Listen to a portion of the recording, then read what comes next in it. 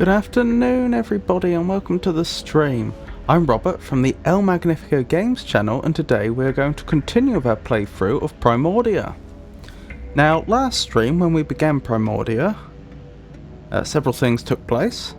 To begin with, the main character, Horatio, and his sidekick, Crispin, who Horatio built, were minding their own business on their sky ship, the Unique, when they were attacked by a giant robot. Now, I should stress that when I call it their skyship, this is actually a broken down skyship which Horatio for some time has been trying to rebuild. It is not airworthy, and as far as I'm aware it has never been airworthy during the time when Horatio has had it. But in any case, it was abandoned, Horatio had taken possession of it, and they were attacked by a giant robot that stole their power core. And they've been spending the subsequent hours first dealing with the problem of having no power, because they are both robots and they require recharging. They managed to fix that one by scavenging some parts from the ship and the junk pile. This is a map, incidentally, and it also acts as a fast travel system. They scavenged some parts and managed to get the emergency generator up online. That at least gave the ship some power. And then they went looking for the entity that Crispin has decided to give the name Big Ugly to. That's the robot that attacked them. Not the... okay. Sorry, OBS claims that it's disconnected, and it's reconnected. Anyway, where was I? Not the name that I would have chosen, but that's the only name we have for this robot at this point. So it's the one we'll have to go with.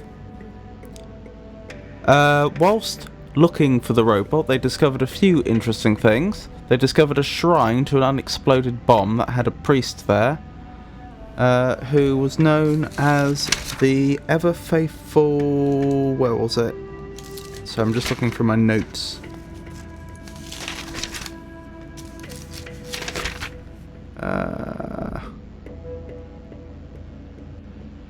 Ever faithful Leo built was his name. And we learned that apparently Horatio was not only of the same religion, the humanists that apparently worship the humanity, who incidentally appears to have been wiped out in this universe. They seem to worship humanity as some sort of perfect machine. And we did come across what looked to be a human body on one occasion, but Horatio seemed to be under the impression it was a very primitive android design, which suggests they don't really know who or what the humans really were. The only thing they seem to have got right, so far as we can tell, is that the humans built the first robots. Anyway, there was this shrine to this unexploded bomb. We also came across a gigantic robot. Now, I know I just said a big robot attacked the ship, but when I say a big robot attacked the ship, I mean like this robot that attacked the ship may have been 8 foot tall. No. The robot we found in the desert, buried, was absolutely enormous. Its head must have been at least 2 stories tall. And that's the only part of the giant robot that we could see. Anyway, we ended up repairing the robot.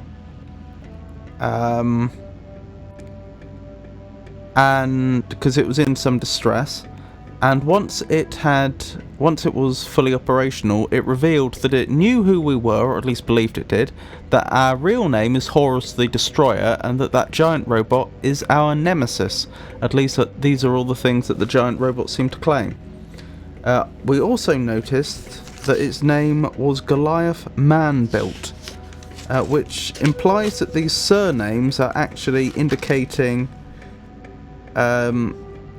who or what built them, and that this Goliath could potentially have been one of the original robots built by the humans. Possibly.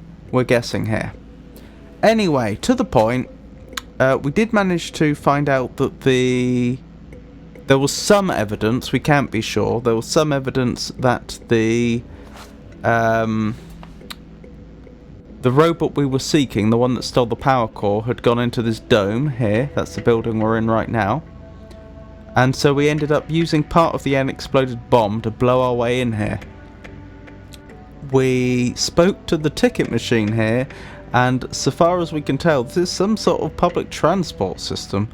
We're not really 100% sure what, but there's a chance that this goes to the City of Glass and Light, Metropole, which apparently Horatio has actually built into their programming to hate.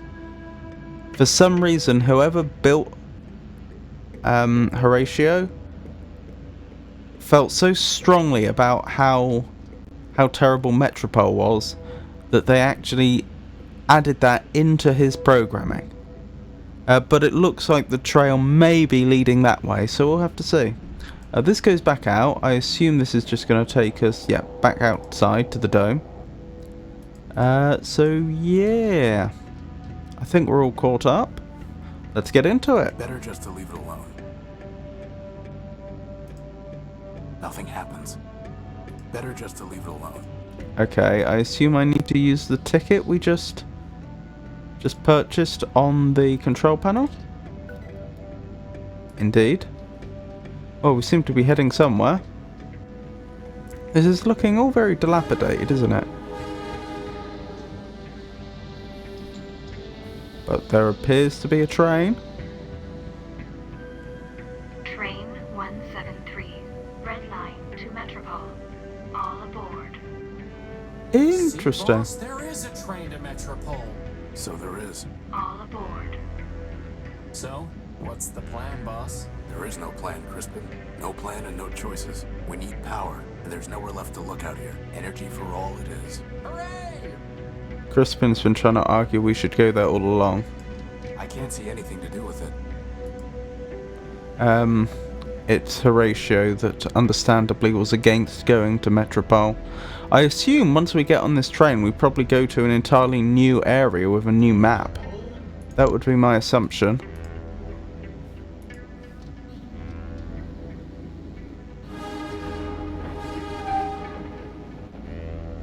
I wonder whether the items we acquired previously are still going to be useful. Oh, look at Crispin. Wow. I did say before about the art in this game being pretty impressive. All those lights. It's But- amazing, boss. It's trouble. Trust me. Sweet, sweet trouble. But that is impressive. Because there was at least one item we acquired which we didn't actually use. As in, we managed to get this far into the game without using it once. Which implies that we didn't have to collect it, so I wonder... This is Metropole? Where's all the glass and light? Oh, here it is. Yeah, so there's at least one item we collected. Yes, we do still seem to have our items. It was the decryption module that apparently we needn't have collected yet? Are we able to use the map to get back to where we were previously? No? This is indeed an entirely new area. That's interesting. So are there like multiple endings to this game or optional content that you don't have to do? I do find it curious that we seem to have ended up with an item which I'm pretty certain we never used. But presumably we'll be using in the future? It's a map of train lines and stations. So, presumably, if you were to read that subway map, which apparently we can't do, you'd be able to find out what the name of the station we came from was, which would be interesting, because as far as we could tell,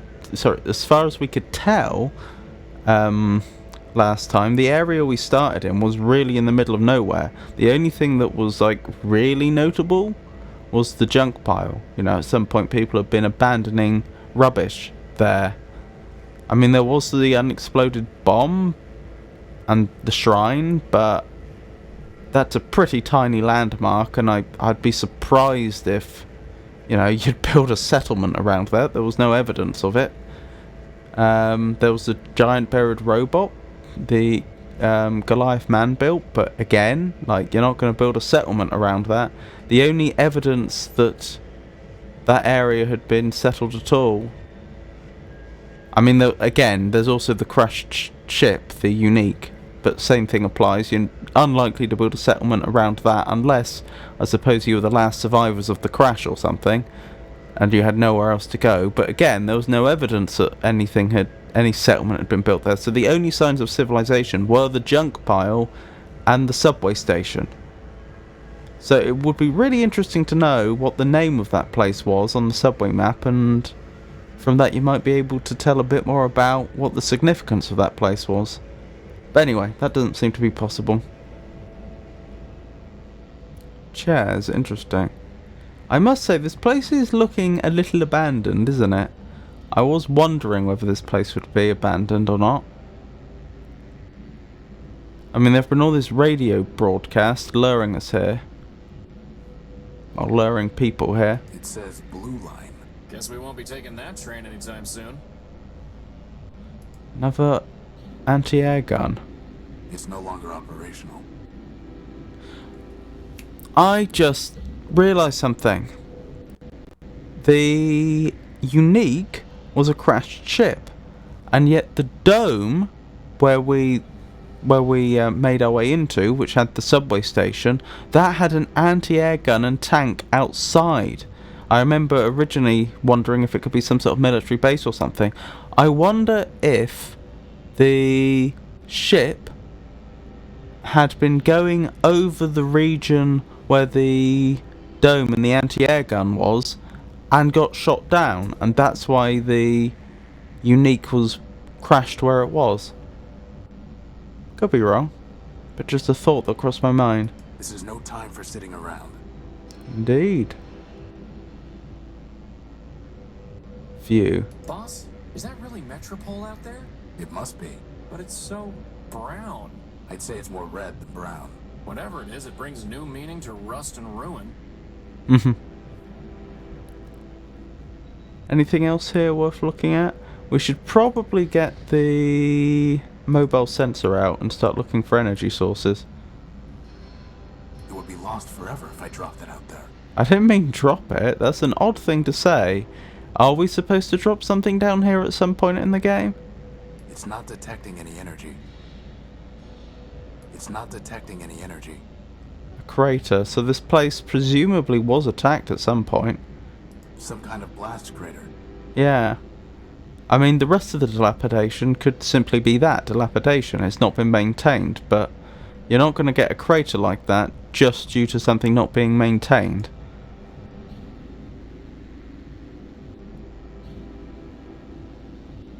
Boss, the energy sensor is going crazy. It's coming from the top of that tower. Interesting.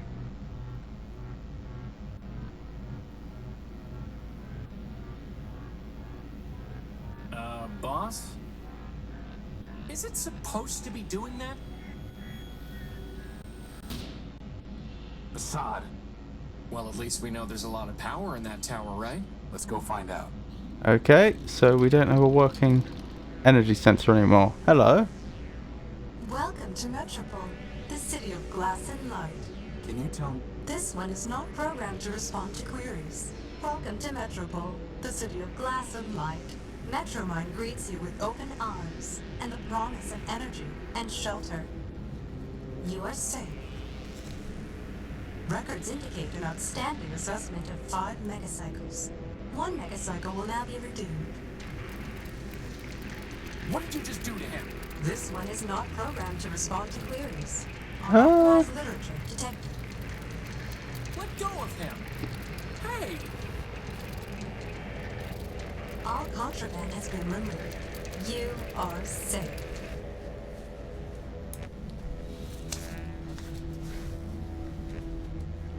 Boss?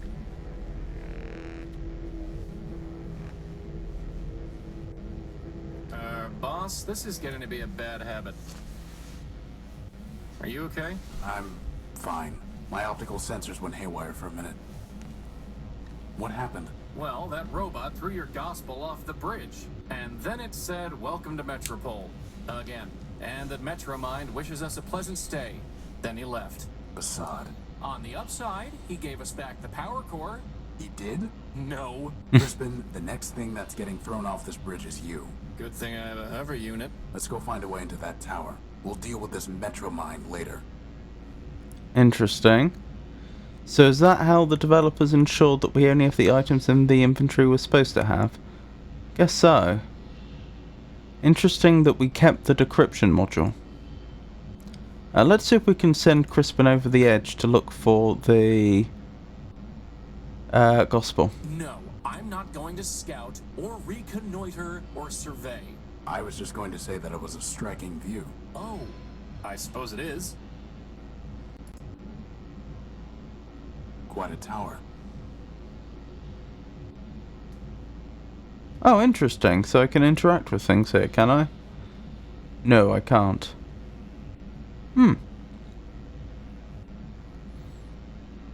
Nice of the devs to put in a view just for the sake of having a view. Hey, Tyra, over here. Tyro. Interesting.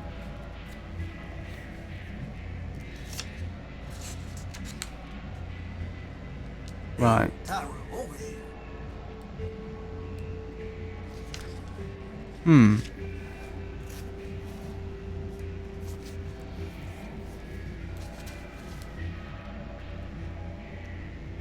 Hey, Tyra, over here. I wonder if the megacycles could be a unit of power or something like that.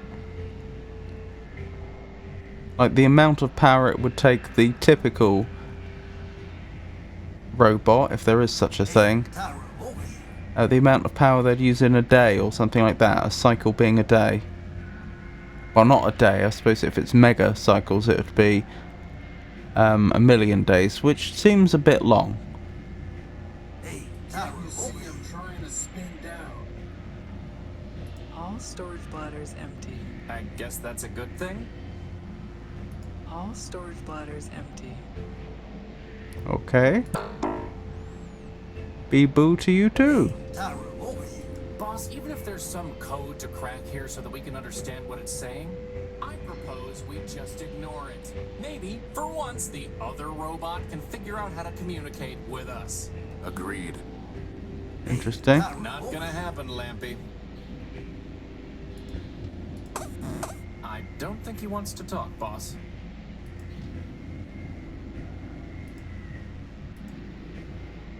Hey, Tyro, you blow in off the dunes? Tyro?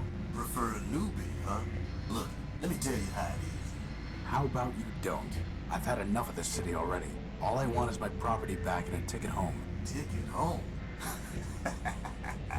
Fat chance, Tyro. Anyway, listen up. You wanna sell yourself to Metromine? Go ahead. You wanna trade that junk you brought in from the dunes? Leopold's man. That floater there, I gave something special for him. How special? He's not for sale. The only thing you might have that I want is information. Well, you know what they say. Talk's cheap. Ask away. Who are you? Who are you? Name's Leo. Leopold Steeplebill, version 7. You? Horatio No Build, version 5. And this is Crispin Horatio Build, version 1. Leopold?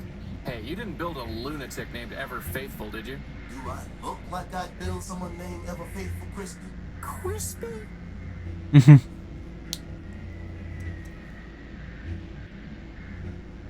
So that confirms it from the way that they're talking, that the surnames dictate who built them. Because Crispin's Horatio built, and they just talked about the fact that Ever Faithful Leo built could have been built by Leopold. What are you selling? What are you selling? Bartering, not selling. Metromine don't tax bartering. Not yet, anyway. Come take a look. Small motor, crowbar, motor, part, battery, servo unit, water chip, memory access device, plug board. I should probably write these things down actually, because we may have to come back for some of these. Okay. Leopold steeple built inventory. What we got? Let's start from the top and make our way down. Water chip.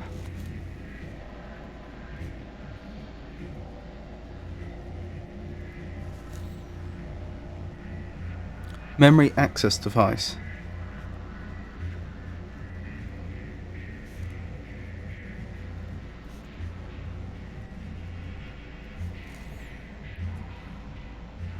Plug board.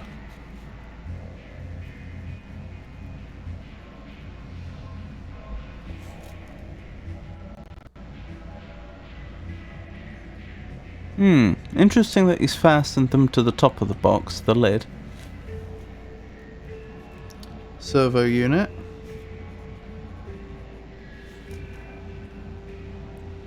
Crowbar.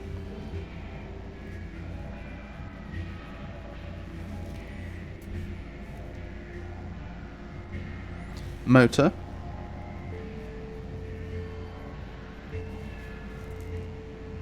Battery.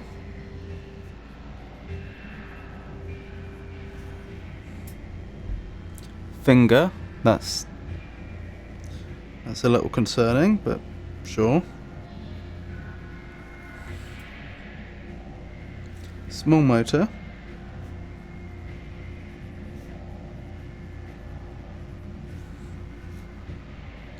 Part.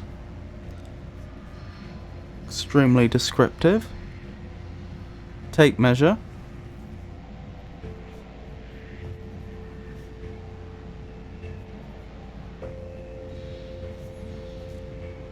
Fuel cell.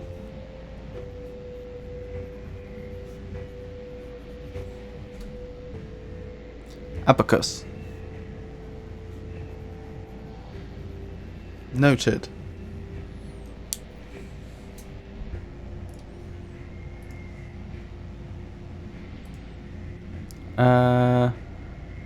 Who is Metromine?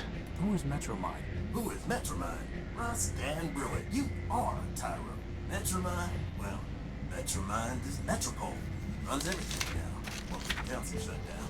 Council? Sure, a bunch of primordial machines. Arbiter enforced the law. The warriors kept the records. Big old factor built just about everything from down in the underworks. And, well, there's another one, I think. I don't even remember his name. And Metroid, of course. You used to run the trains, but now she's got the whole show. Where can I find her? Like I said, Tyrone, she is the city. So you found her already. Probably knocked yourself to her just to get here. Anyway, if she wants to talk to you again, you'll know. Interesting.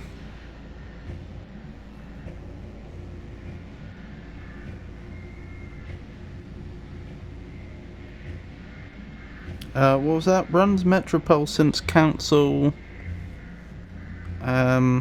stopped meeting? Unfortunately, I think I missed a little bit of that. I'm not sure what he said happened to the council. I was robbed when I came off the train. I was robbed when I came off the train. Some robot paralyzed me and stole my Gospel of Man. Careful there, Tyrone. If you read the rules, you'd have known Metromind don't take kindly to superstition. Under the refuge rule, you got 2 days to talk about make-believe man all you want. But actual writing about man, that gets tossed to the underworks with the rest of the trash and trouble. How can I get it back? Ha! You risk inhibitor flaking on you, Tyrone? You'd have to do some digging down in the underworld, which ain't exactly easy. And even if you find it, you'll just be sticking your finger in Metromind's socket. Like I said, she got no time for heretics, lunatics, and the like. How about quick-witted levitators? Don't think she cares for them either. So recover gospel from underworks. Recover power core.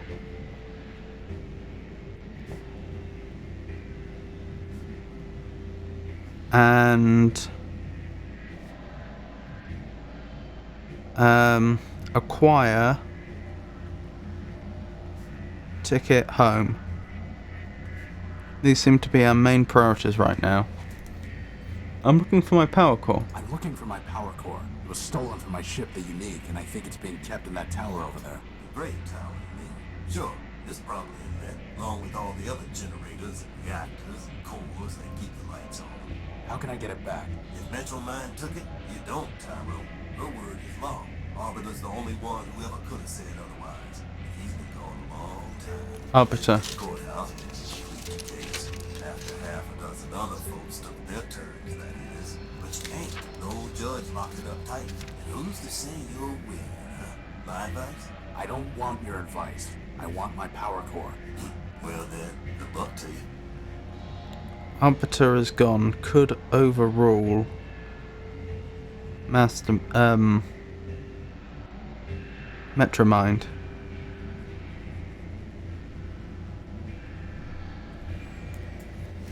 I'm looking for a big robot. I'm looking for a big robot. It floats and has large claws and shoots lasers. Have you seen it? It stole something of mine. Sounds like Scraper to me.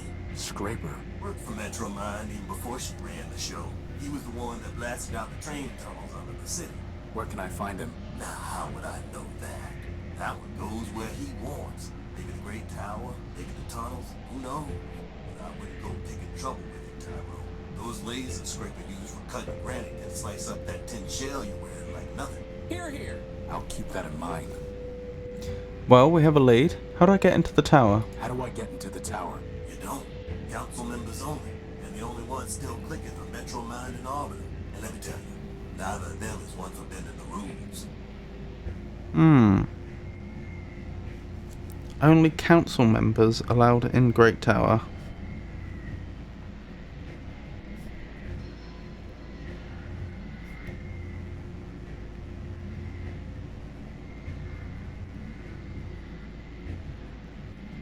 Wait, then how does Scraper get in there?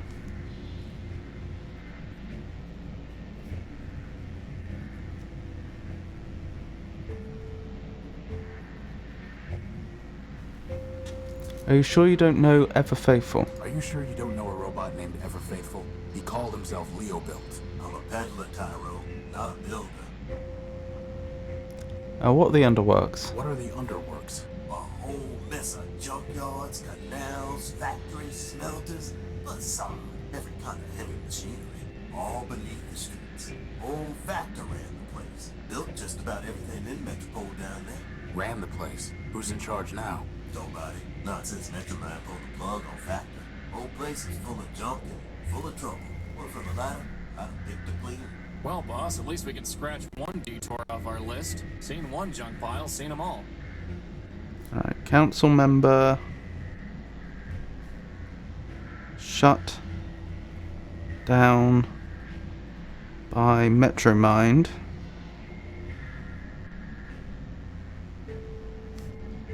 Used to run Underworks. Noted. Can you tell me about Arbiter? Tell me about Arbiter. He's a member of the council. Heard he used to fight with Metromine day and night. Ran the courts. Or used to. Back when we had him. One day he just sent his clerk Clarity down to the Underworks and closed up shop. Ever since, Metromine says what the law is. How long ago was that? Who's counting? Right. Clarity. Arbiter's clerk. You don't believe in humanism? You don't believe in humanism? If you ask him whether I believe in man, the answer's no. And you better not either. Not if you want to stay here. But how can you not believe in man? I'm progressive, Tyro. I believe in progress. Us robots improve ourselves.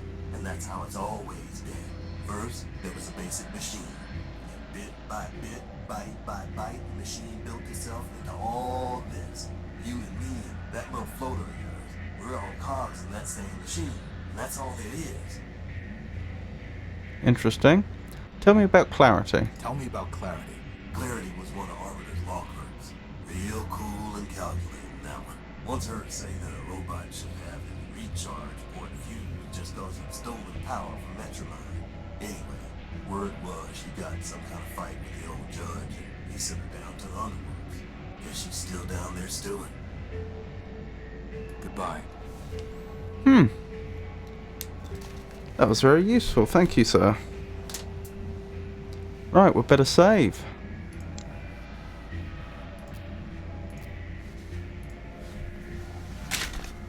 Hey Armstrong, top me off, will you?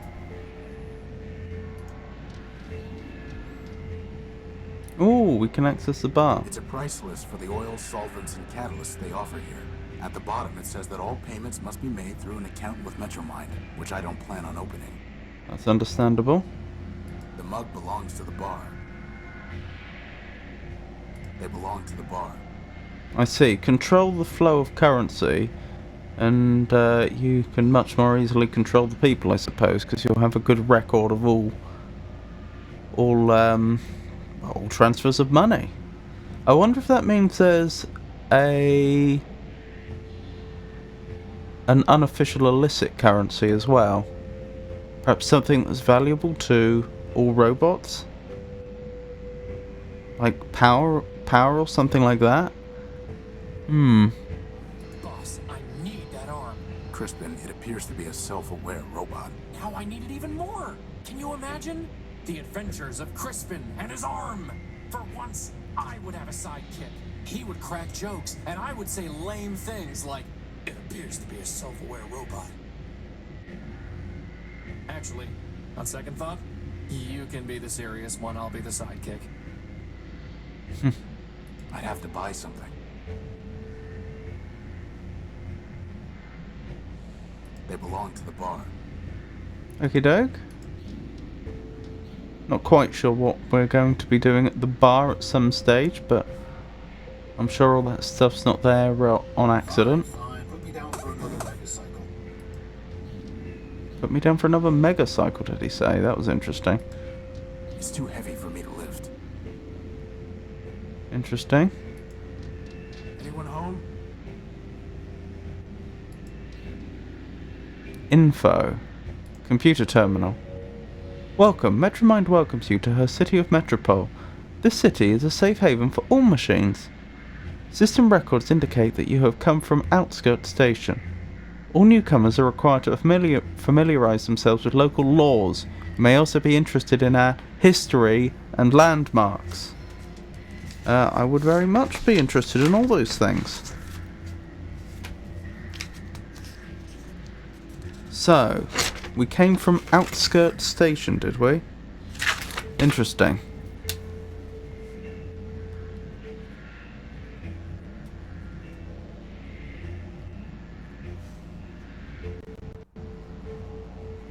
Why would that be called Outskirts Station? We were led to believe that we were far enough away that if we tried to walk to Metropole, we wouldn't make it. Even on a full charge. Or maybe that was just because Crispin was on a 10% charge at that point, I'm not sure. But anyway, it seems an awfully long way to call it the outskirts when there was no evidence of a city that far out.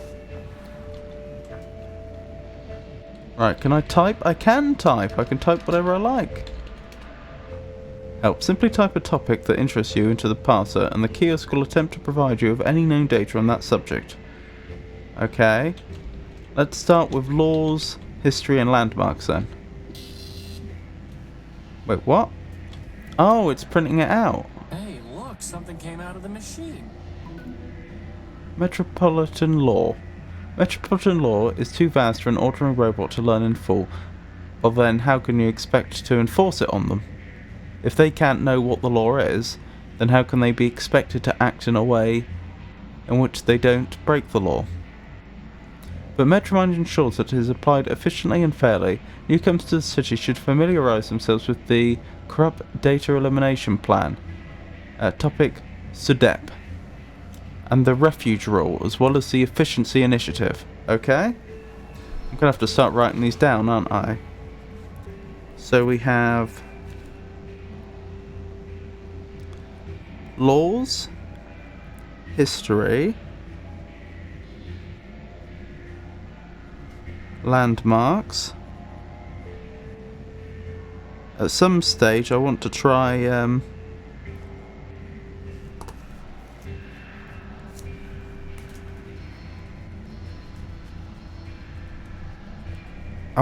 also typing in some other things like arbiter and clarity, but since I'm slightly concerned that the kiosk may not like that, I'll do those last. Landmarks. Corrupt Data Elimination Plan.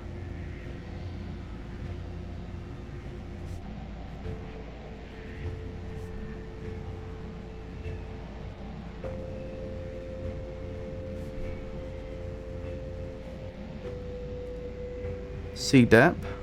Oh, I wonder if it was a invoice that just came out of the machine. I wonder if I'm being charged for this service.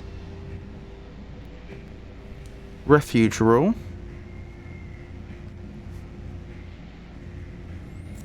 And Efficiency Initiative.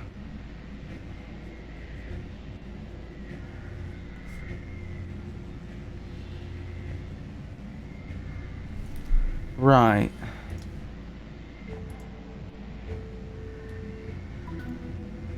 What's the printout say? The Law and You, a Metropolitan Guide. It's written by Clarity Arbiter Built. Interesting. So Clarity was built by Arbiter. I should add that to my notes on her. Clarity Arbiter Built. Interesting that they don't seem to be they don't seem to be treating the builder of a robot as their parent. There's no indication that Clarity is considered to be the daughter of Arbiter. Right, what else? History. Tell me about your history. Metropole was built in layers by primordial robots, each generation improving on the last in an endless train of progress. At one time, the city was governed by a council, but by mutual agreement, sole power was bestowed upon Metromind, for whom the city is now named. Right, so this sounds a lot like this progressive religion is something that was just put in place by Metromind to get the people to believe the thing that Metromind thought would be most in Metromind's interests. It might be a pre-existing religion, but I'm dubious. Landmarks. In order to conserve energy and improve efficiency, only the city centre is now accessible to metropolitan robots. Yes, I'm sure that's the reason. Here, one can find the famed Council Tower rising high above Metropole. So they call it the Council Tower, the Council Tower, not the Great Tower. The old courthouse and the historic central station, as well as Metropole's main street. For safety's sake, do not enter the underworks. Interesting. Thank you very much for the follow, Karma. I do appreciate it. Alright, I'll write those places down so I don't forget. Although I imagine we'll probably come across them all anyway. Right, so we have Council Tower.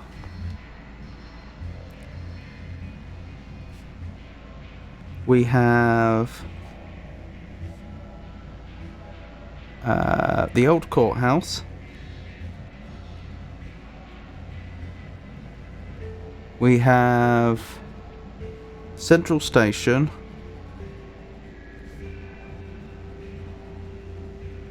We have Main Street.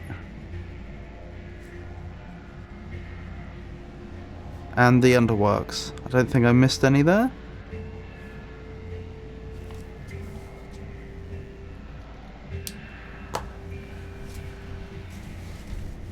Right.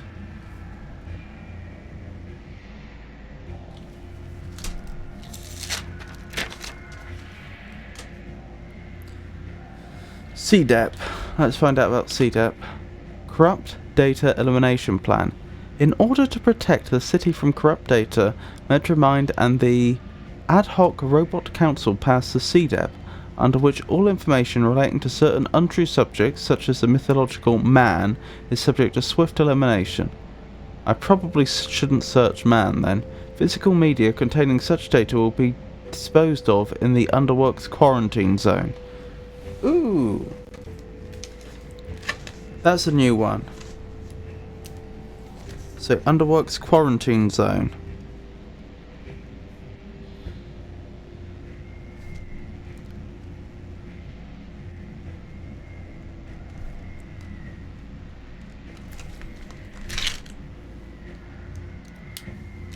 Oh, thank you, Jenny. I think you posted that a long time ago, but I've only just seen it. Yeah, we've read all that, haven't we? So we've looked at landmarks, we've looked at CDEP. Let's look at the refuge rule. So the corrupt data elimination plan is essentially just controlling information. That's its primary function.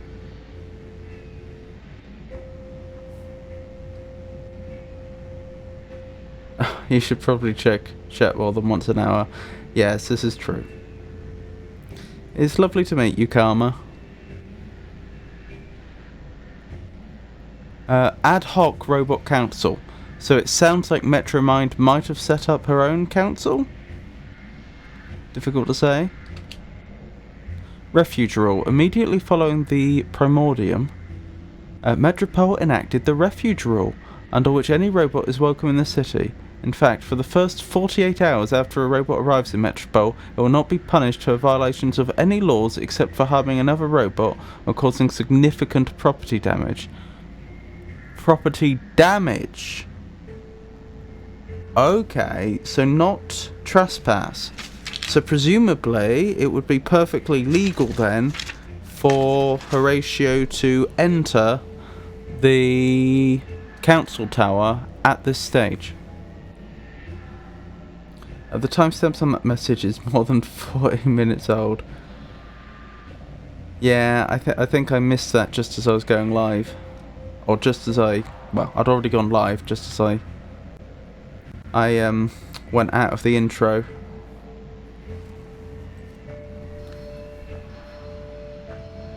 But yes, you're right, that's no excuse.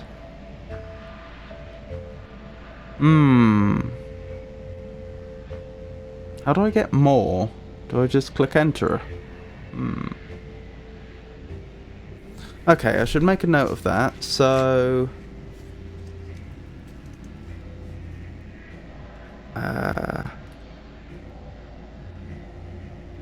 how would I phrase it?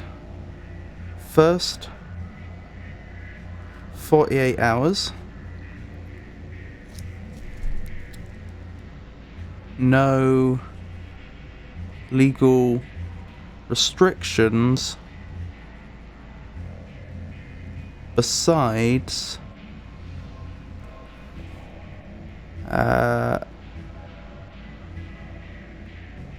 harming another robot or property damage. Significant property damage. Really, even insignificant property damage is permissible, but I wonder what counts as significant.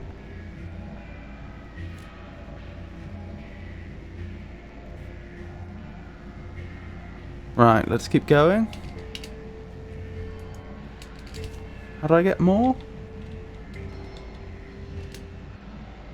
The purpose of the law is to provide an integration period during which newcomers can make whatever modifications are necessary to operate within metropolitan society. Right.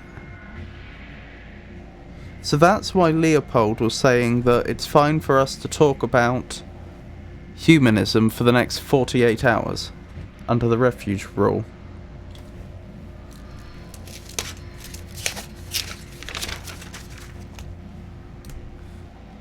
Efficiency initiative. Is that how that is, Metromind is shutting down access to parts of the city? Oh, I must have misspelt it or something.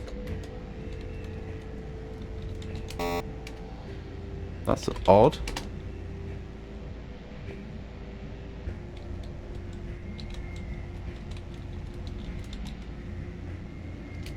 There we go. Must have misspelt it twice. The Efficiency Initiative was enacted by Metromind following a period of power shortages caused by systemic failures of city planning. Metromind reorganised the city along progressive ideals, closing off entire areas and consolidating the population into the city centre. Moreover, Metromind identified and eliminated wasteful practices and inefficient robots. In order to show his commitment to the common good, Factor volunteered to deactivate himself, and many similarly obsolete robots followed suit. Since the initiative was enacted, power levels have been stable, but Metromind is always looking for progressive means of improving efficiency. So yes, this is more evidence that this progressivism is just a policy of political convenience as opposed to a genuine religion or something like that. I should probably add to my notes, though, that allegedly Factor was shut down voluntarily. Although I obviously have some doubts about that. Alright. Before I start asking about some trickier topics that might or might not get us in trouble, although according to the refuge rule it shouldn't, let's double check I didn't miss any extra bits, you know, where it says more. It's possible I just didn't notice previously. Doesn't look like it. Alright. Let's ask about the different parts of the city then.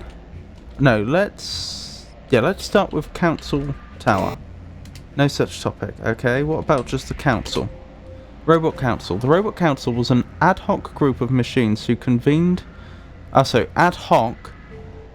it sounds like they were ad hoc from the beginning. This isn't something that Metromind set up later. The Robot Council was an ad hoc group of machines who convened to appoint a single robot to guide the city's progress. Yeah, sure. Its president was Metromind. Other members included Factor, Arbiter, and Memorius. Once it vested some responsibility in Metromind, the body dissolved. Sorry, vested sole responsibility. Alright, so we know about Factor and we know about Arbiter. There's also Memorius. So, we have to remember this is the official account of what happened. It's interesting that there doesn't seem to be any attempt to cover up the history. So, well, okay, they may be changing the history, but my point is it's not like these members have been completely wiped from history. It seems like the system's still happy for us to inquire about them, even though the account we get may be biased. Of course, I don't know that there weren't other council members. It does strike me as odd that there was an even number of council members. What if they drew when voting? Anyway. Treasure's Tower. The kiosk tends to prefer single word queries. Ooh, that's a good tip. Well, I'll do that after I have looked up the 4 members. Metromind. Of course, there's more than one page for Metromind. Metromind is the guide, guardian, and eponym of Metropole, empowered by the ad hoc robot council to steer the city toward progress and a bright future. Metromind has led with great efficiency and clear logic. She shares energy, parts, and raw materials with all robots, asking only that they share. Processor cycles in exchange to help advance the common good. Processor cycles! Right, that's what these mega cycles were that we've been being charged. It's processing power. Ah. So presumably the reason why Horatio shut down then, when they were reclaiming, when Metromind tried to reclaim, was it 1 megacycle out of 5 that were owed? That was because Metromind was temporarily using Horatio's processor. Thanks to Metromind, the city has followed an unbroken path of progress. Yes, I'm sure. Right, who was next? There's Arbiter. A rather simple machine built to resolve basic legal questions. Yes, I'm sure. Arbiter briefly served on the council that appointed Metromind to lead Metropole. He has not judged any cases for a long time, likely out of deference to Metromind's superior capacity to guide and apply the city's laws. Then there's Factor. A machine of enormous size and productive capacity, Factor spanned much of the underworks before being shut down to conserve power for his fellow machines. Factor was a member of the council that appointed Metromind to lead Metropole. Fully 1/2 of the post-primordial robots in Metropole are Factor-built models. Interesting. So we'd expect to meet a lot of robots that are so-and-so Factor-built.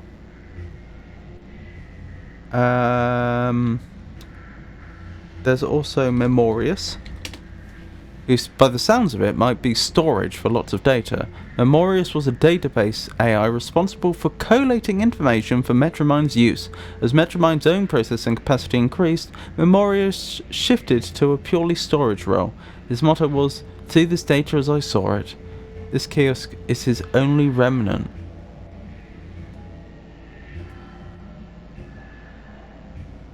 Interesting. Tell me more about the kiosk.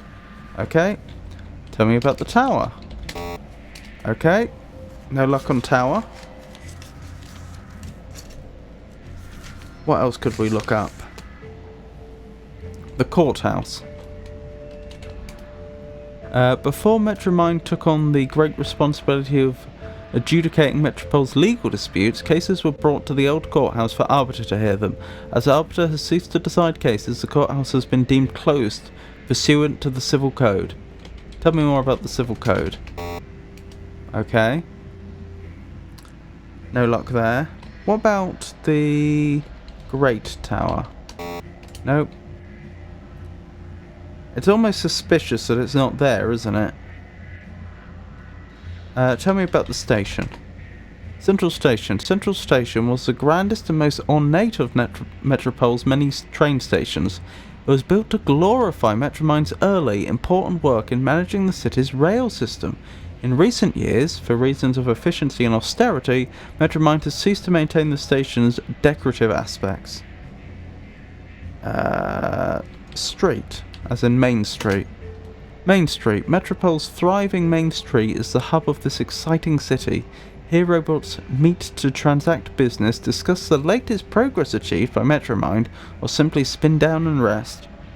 Underworks.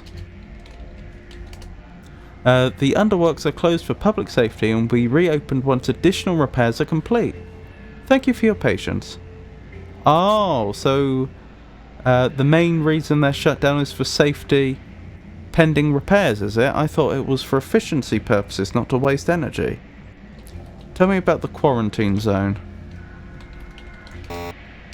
No information there. Let's check landmarks again.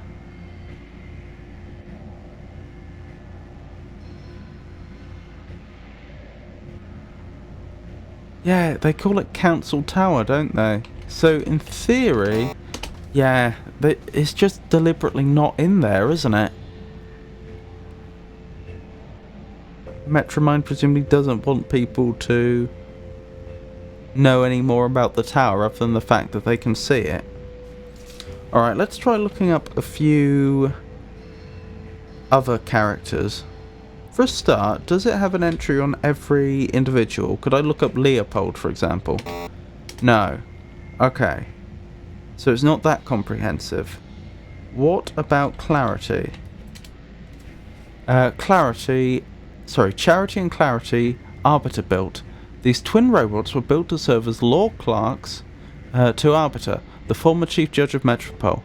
Neither has been seen in a long time. It's thought that Clarity engaged in some manner of crime and for that reason is hiding in the underworks.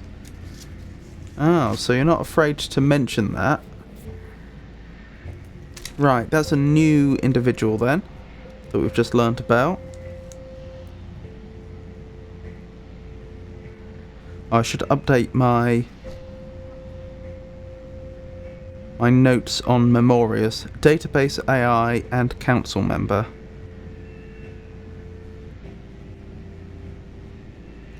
It's funny actually.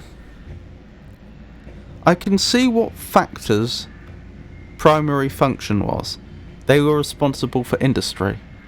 I can see what Arbiter's primary function was. They were there to ensure that there is law and order. I can see what Memorius's primary function was. They were responsible for maintaining records, both historical and otherwise. I'm not entirely sure what Metromind's purpose was besides just running the railway. Public transport, I suppose. Seems odd that of all the robots, that would be the one that ended up on top. Did you just arrive in Metropole? I have indeed. What do they call them? It's Tyro, isn't it? A newbie.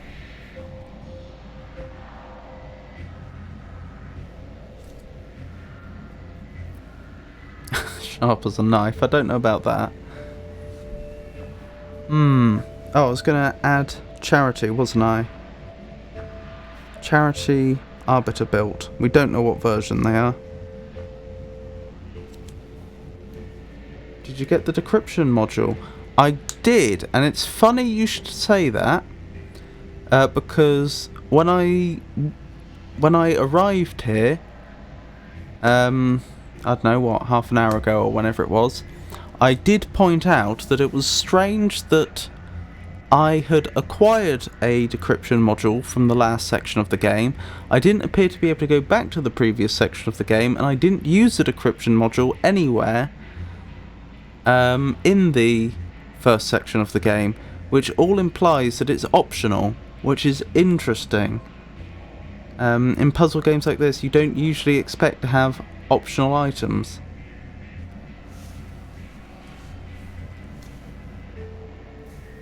I suppose the other thing I should have pointed out was that I didn't have to acquire it. That no part of completing the previous chapter required me to go through that, so far as I could tell. Right. Is there anything else I want to look up right now?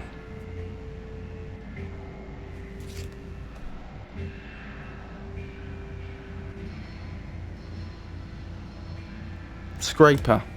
It's possible they have a record on Scraper. Oh, they do!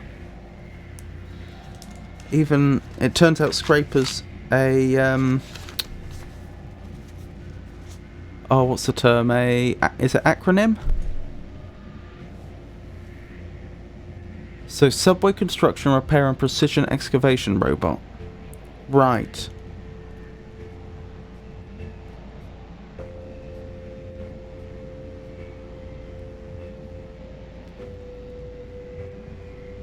Subway construction, repair, and precision excavation.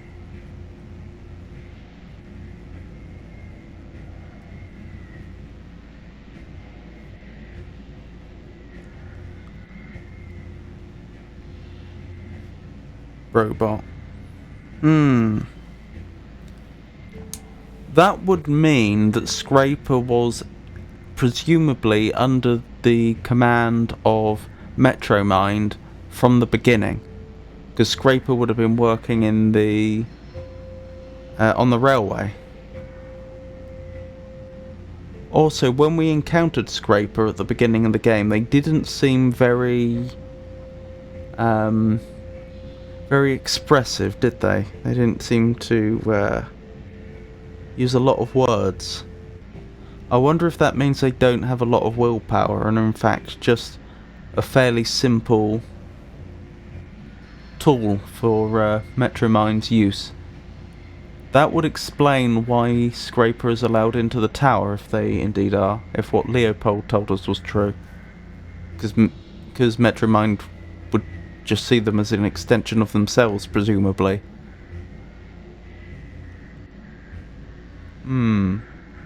Which would imply that Metromind was behind the stealing of our power core and presumably many other power cores. That makes sense, because Metromind, of course, it sounds like Metromind has problems managing the energy, and so a way to deal with that is just send her henchmen out to just steal from people nearby, and I suppose worry about a more permanent solution when that stops being a viable method. Or Scraper was built by Sternwhaler. Ooh!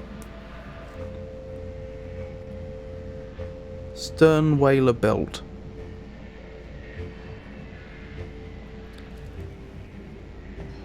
In the Primordium.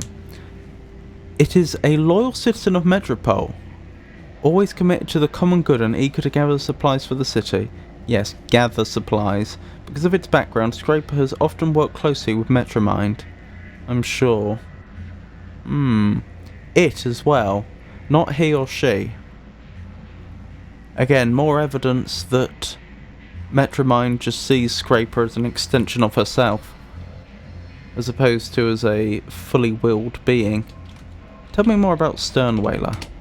Sternwhaler was a large-scale manufacturer and the only real rival to Factor. Its facilities were decommissioned and reincorporated with Interfactor as part of Metromind's efficiency initiative. Ooh, okay. So the efficiency initiative, does that predate the shutting down of Factor? I thought the shutting down of Factor was as a result of the efficiency initiative. Well, we should write this down as well. Sternwhaler. It's possible to mess up the confrontation with Partial Gamma, fail to get Goliath working, and never receive the decryption module. Enables some of the better endings in the game. Oh, so this game has multiple endings. Right, Sternwhaler. Only real rival to Factor.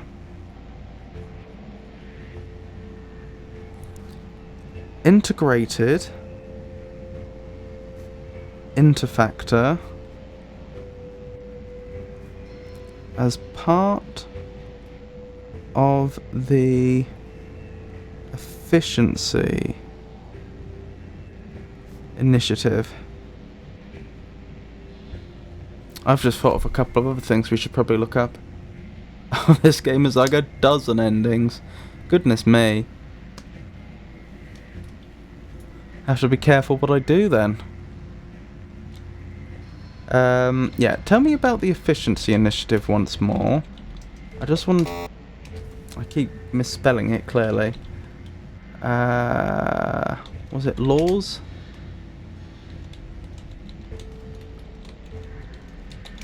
There we go. The efficiency initiative was enacted by Metromind following a period of power shortages caused by systemic failures of city planning. Metromind reorganised the city along progressive ideals, closing off entire areas and consolidating the population in the city itself. Moreover, Metromind identified and eliminated wasteful practices and inefficient robots. In order to show his commitment to the common good, Factor volunteered to deactivate himself. Well, if Factor had volunteered to deactivate themselves, why would Metromind have bothered to consolidate Sternwhaler and Factor?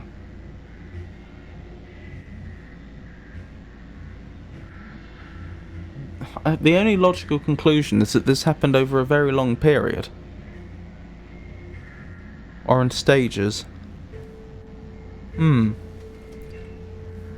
Alright, actually, do I want to look at man next? Not next. Right, let's look up Horatio. No data on Horatio, that's good. What about Horus? Horus.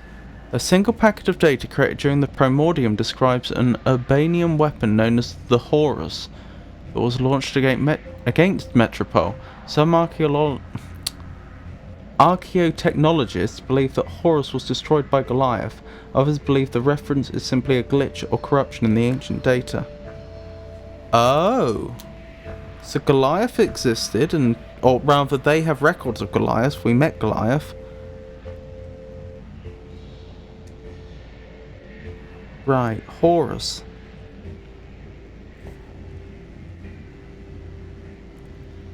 Urbanian weapon.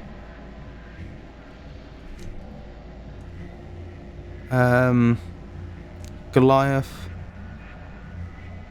confirmed adversary.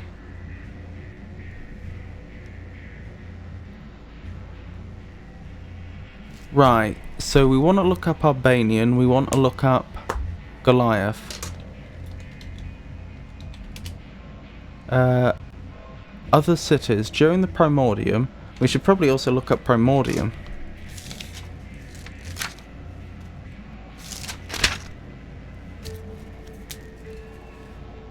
Hold on, just going to add a few more of these to the list. Urbanium, Horus.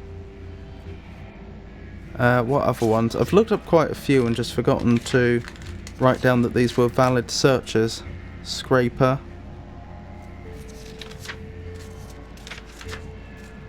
Sternwhaler.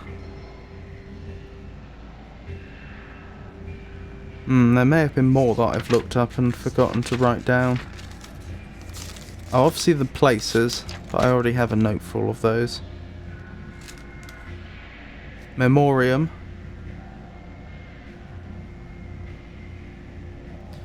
And the other council members. I do want to look up Primordium as well. Right, other cities. During the Primordium, at least 3 other great cities existed. Civitas, Municipa, and Urbani. Right, we should write this down. Civitas, Municipa, and Urbani.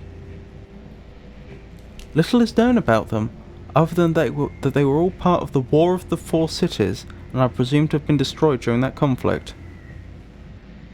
War of the Four Cities.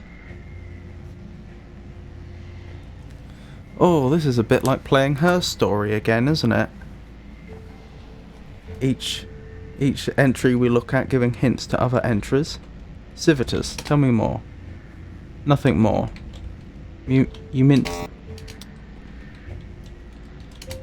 Municipa. Nothing more. Urbani. Nothing more. War. War of the Four Cities. Fragmentary data describes a great primordial conflict among 4 cities, of which Metropole was one. The other cities, Urbani, Civitas, and Municipa, are believed to have been destroyed. Of them, Urbani was the greatest threat to Metropole, but its most dangerous weapon was destroyed by the Metropole's guardian, Goliath. Hello? Goliath is a massive warbot built to guard Metropole from all dangers. He is stationed in the dunes outside the city. Stationed. Yes. Goliath. Guardian of Metropole. But Goliath was Goliath man built. So unless there was a robot called Man, that would imply that Goliath was actually built by people. Well, I suppose the robots are people, but, you know, Homo sapiens. And we found a human body just outside the subway station, didn't we? At least what I thought was a body. Horatio seemed to think that it was a early android, but I wasn't convinced by that. So Metropole was presumably built by people, even though this progressive religion / political ideology is denying that. I mean, I suppose that makes sense. Does that mean the others were as well? Probably. Why such odd names though? They all seem to allude in one way or another to urban life. You know, they don't sound like normal settlement names. It's almost as if something happened first, which then caused those 4 cities to be built with those unusual names. And then man died out. Dunes. Tell me about the dunes. Oh wow, it does have an entry.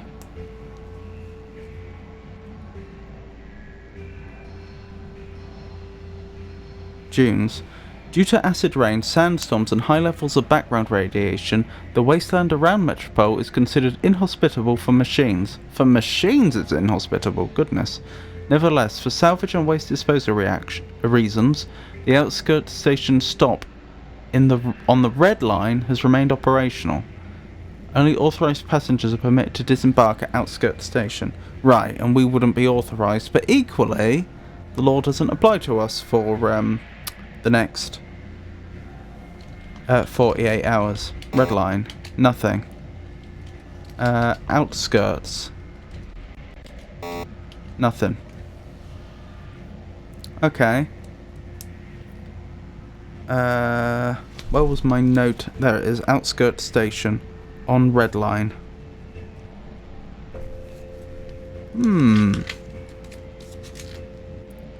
I haven't looked up man yet. Is there anything else I was going to look up? What about Ever Faithful? Nothing. Leobuilt? Nope.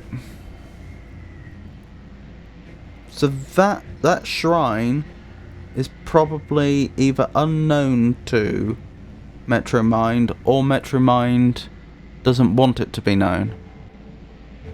Primordium, that was the other one I was going to look up. There is an entry on Primordium.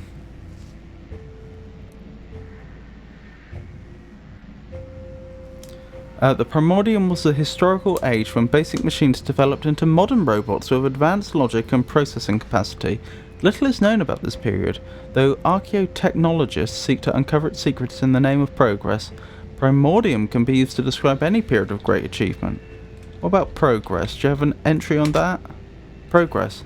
You do. Progress is the inexorable process by which basic machines grow more complex over time. Okay, so you've got a very specific definition of progress. All thinking machines must, to fulfill their nature, both develop themselves and build superior robots to take their place. So there's a sense of duty here, civil duty. Progress is both a factual and ethical imperative. Ethical imperative, Metromind is responsible for guiding Metropol's progress.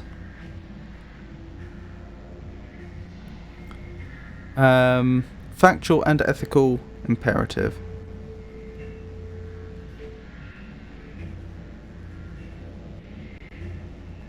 Let's make a note of that. I still haven't looked up man because I'm worried that might trigger some sort of alarm. Let's try map. No map. Well, it was worth a go. Right, is there anything else I want to look up before we move on?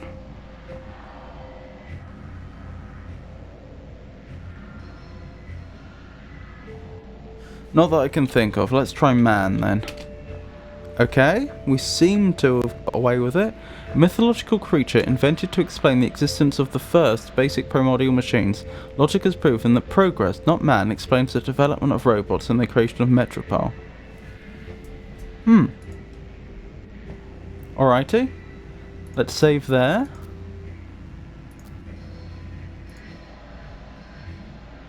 Right. Hey Armstrong, top me off, will you? Well, that was some very good information. We have a much better idea of what's going on here now. That looks dangerous. Hey boss, look! That repair bot has a floating helper just like you do. There's a red, burning, crashed hover bus and a writhing electrical cable. And that's the first thing you notice? I can't help it. She's beautiful. Well, you're not getting to her until we deal with this cable. Interesting. But can't we speak to them? Can't you do something about that cable? According to my work order, I gotta finish salvaging this bus first. That's ridiculous. Not my decision. Beep beep. I can't safely grab it.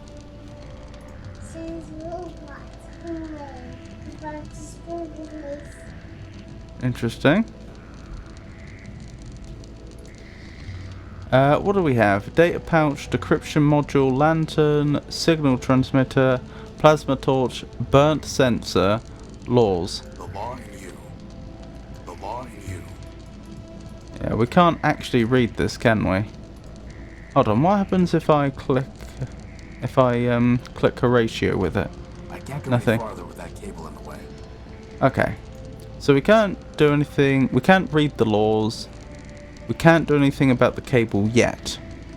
I'll add it to the to-do list. Blimey, I've made so many notes after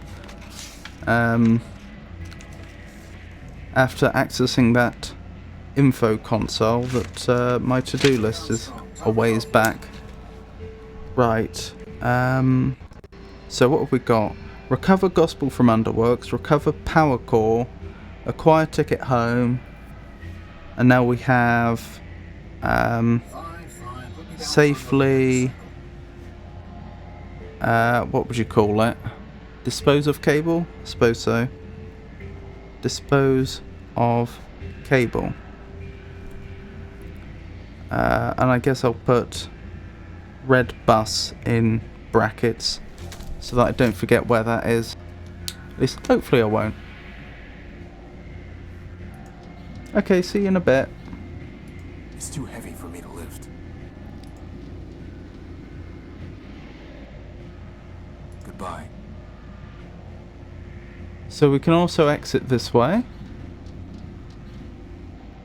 Well, boss, somewhere in there is our power core. So this takes us to the tower. I'm guessing we can't just walk in there.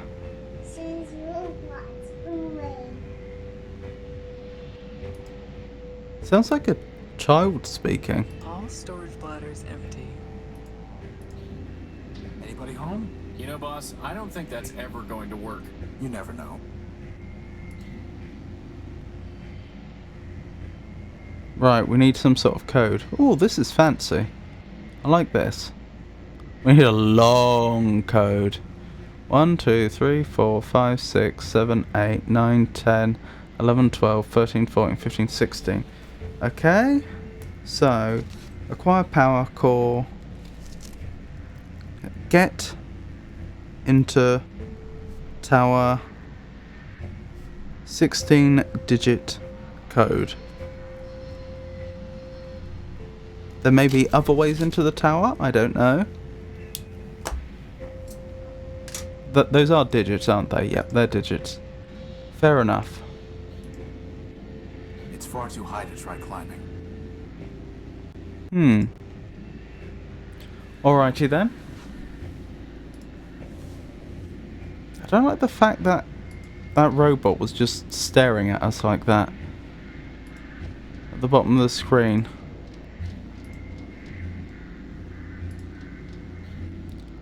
I hope it's not some sort of surveillance.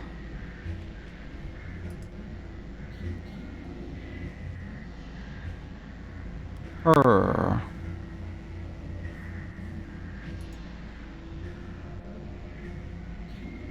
Not gonna happen, Lampy.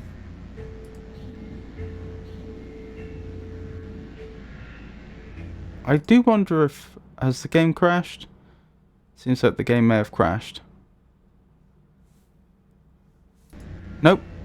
Oh, I think I must have, like... I've said before about how this game... doesn't like it if it loses focus. It just pauses the game and pauses the sound. Which I'm not a fan of. I think I must have, like, clicked off the window by 1 pixel or something like that. Top me off, will you? As great a stream as this is, I've got to do some stuff. Oh, no worries at all. Thank you for stopping by. And have a happy new year. It's too heavy for me to lift. Fine, fine. Put me down for another medicine. Thank you for streaming this. I hope to catch more of it later. Oh, I'd love to see you again.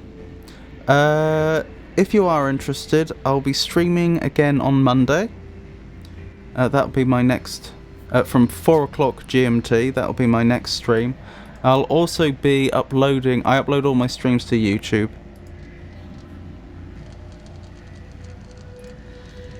But yeah, it was lovely to meet you.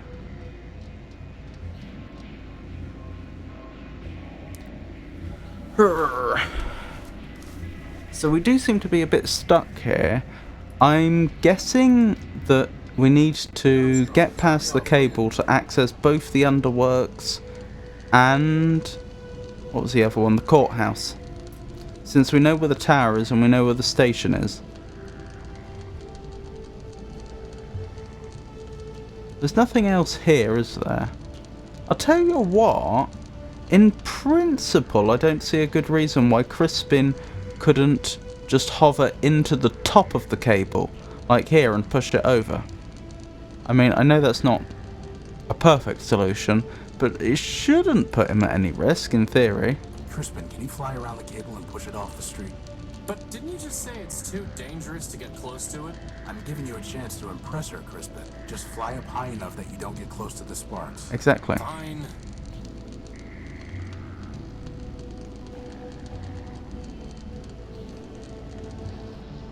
Yes! Progress. Let's have Crispin speak to the fembot. I think that's the term that Crispin uses. It's interesting that quite a lot of these robots do appear to have gender.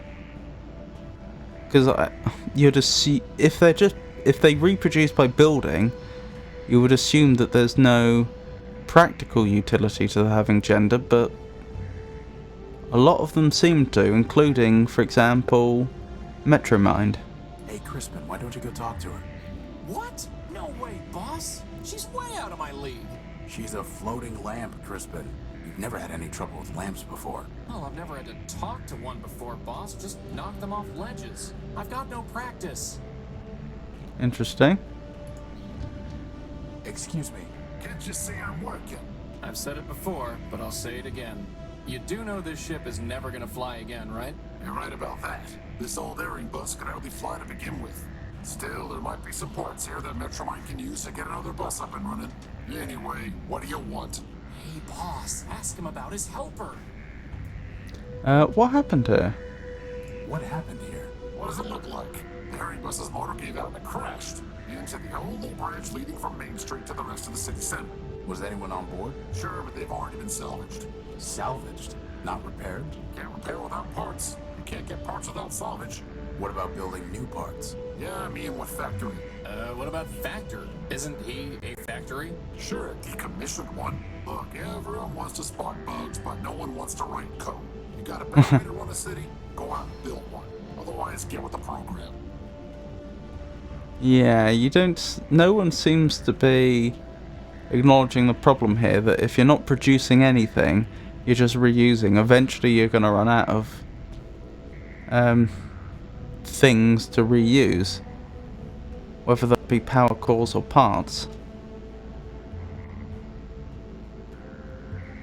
I mean, I could sort of understand it from Metromine's point of view, because Metromind may well not care if the times get hard and assumes that she'll always be able to provide for herself, at least for the foreseeable future.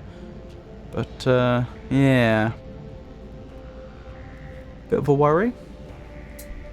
You mentioned Metromind. Oh, so this was a herring bus, was it? I should probably write that down just in case. I know we can buy some parts. I don't know if that could be used to get this working. Also, where was the bridge between? He said it destroyed a bridge between Main Street and somewhere else. But unfortunately I missed the other place. Right, so it's a herring bus. That's one thing I don't like about this. I get two options for the dialogue. I can either have it automatically progress or I can have it pause. But if I have it pause, then as has happened to us before, sometimes I'll click and it won't progress. I'll click again and then it'll register a double click, which I never intended. It makes more sense to have it on the automatically progressing. You know, it certainly flows better if I do that, but then what happens if I don't catch all the details first time? I can't seem to go back. Anyway, you mentioned Metromind. You mentioned Metromind. Yeah, sure. It's a red herring bus, this is true. What we call Metropole. What can you tell me about her? What do I look like? The information kiosk? I want to know what I think. Metromind is the best thing that ever happened in this place. Really? You, me, all these other machines grinding about, we're just tools in the toolbox. But Metromind, she's got the master plan. Does she now? Got a nice ring to it, too.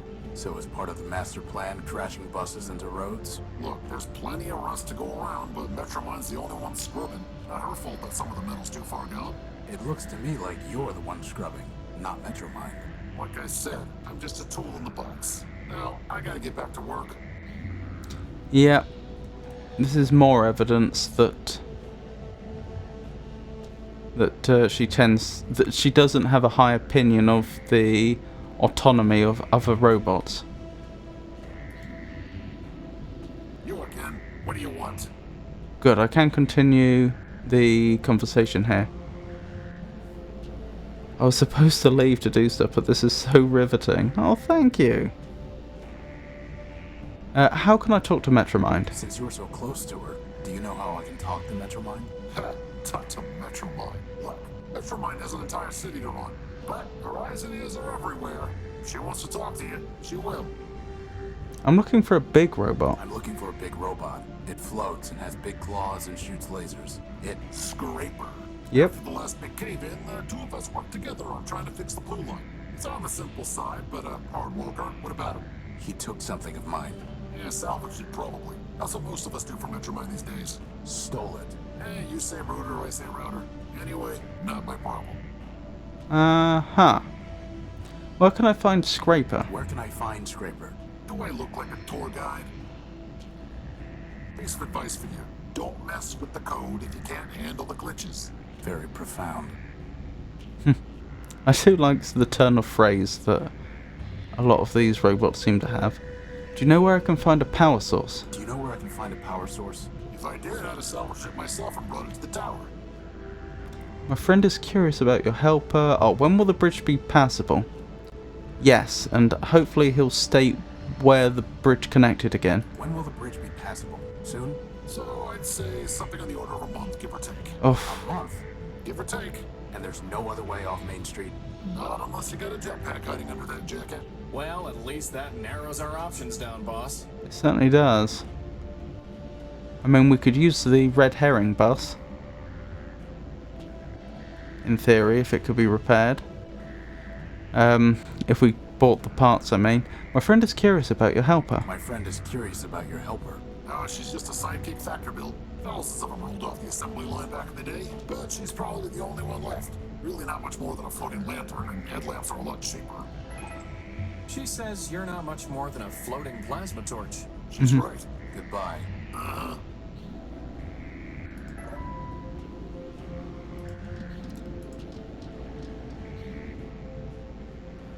Interesting.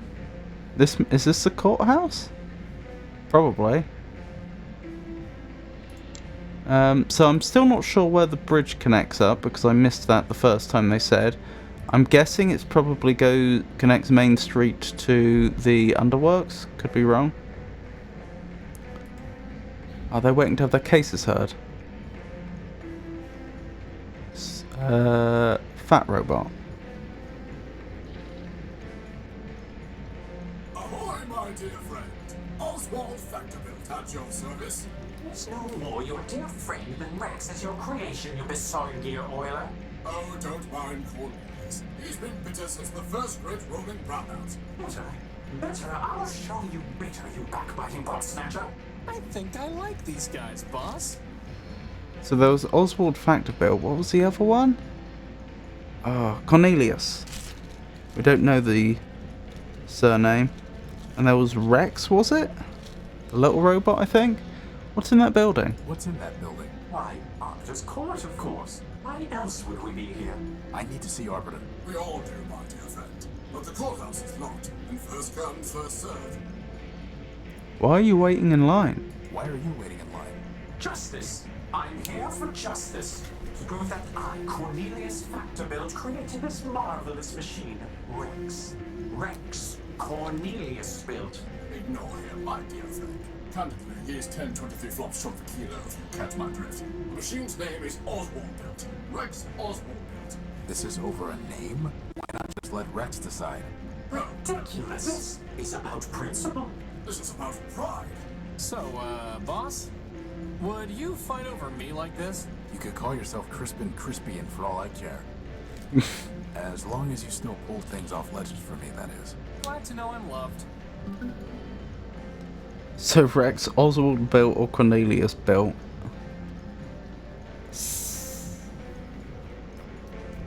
I like this. He said the bridge was the only connection to the rest of the city centre. Oh, okay. So that's probably why I couldn't remember where he said, because I don't know what the rest of the city centre even is. It makes sense that didn't, I didn't make it much of a connection. I think the herring bus being read is a clue that is not important, even though it attracts a lot of attention. That is a very shrewd point. How are you going to decide who gets Rex? How are you going to decide who gets Rex? For the law, fool. The law. Please excuse my brother. He can barely remember pi to the 23rd digit, let alone his manners. For I rest my case. Suffice it to say, old chap, we await the reopening of the courthouse. Or more precisely, we await a summons from Arbiter who will decide our case. who will say whose contribution was more important? Who will say, in fact, that my contribution was more important? I enjoyed that pie joke. I'm looking for a big robot. I'm looking for a big robot. It floats and has lots of claws and shoots lasers. It stole something of mine. Have you seen it? Indeed. The robot you describe sounds like Scraper, Metromind's enforcer. Whatever he took is gone forever. I refuse to accept that. Oh, he refuses. How delightful. Do you know where I can find a power source? Do you know where I can find a power source?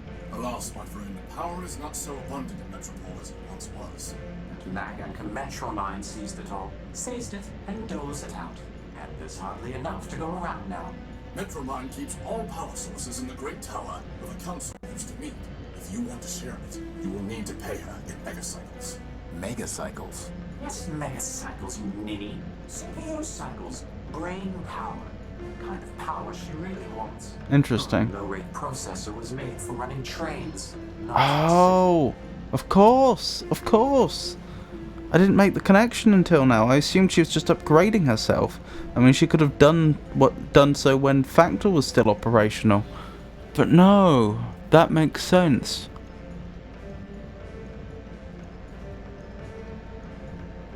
That's why Megacycle seems to be a de facto currency.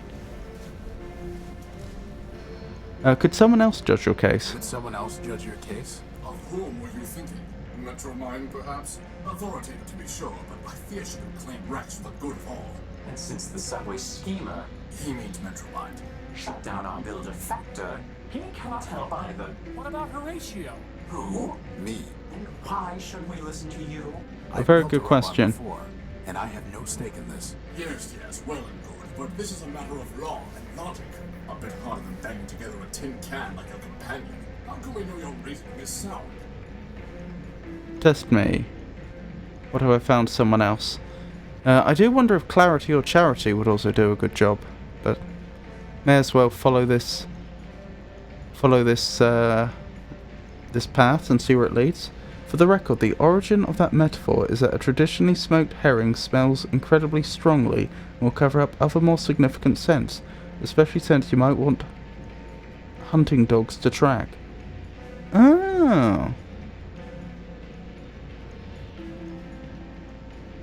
Interesting, I had never heard that. Test me. Test me. An interesting proposition. What do you say, Cornelius? What did I say? I say that you are a liar and a thief, Oswald. But as to this Horatio, well, as to him, so be it. Boss, if they make us find 7 lost crystals, I'm quitting. Roger. Consider this. At the binomial biennial, 7 robots in the probability circle are gathered for the party. The what circle is gathered at the what? Is this some kind of vocab test? I said quiet. Each robot is either a factor built or a Sternweiler built. Blasted Sternweilers. And moreover, each robot is designed with either a quad-core, a linear type, or a multiplex processor architecture. This is ridiculous. Pay attention. Factor or Sternweiler, quad-core, linear type, or multiplex. Right. Indeed. Now I will tell you 3 things about these probabilitists. First, there are more factor-built robots than Sternweiler builds. Okay. Second, every linear type robot was built by Factor. Finally, Sternweiler never built a robot with a quad-core. Now listen, which of the following statements about the probability circle cannot possibly be true? Okay, let me write these down. So, Factor built greater than Sternweiler built. There's more of them.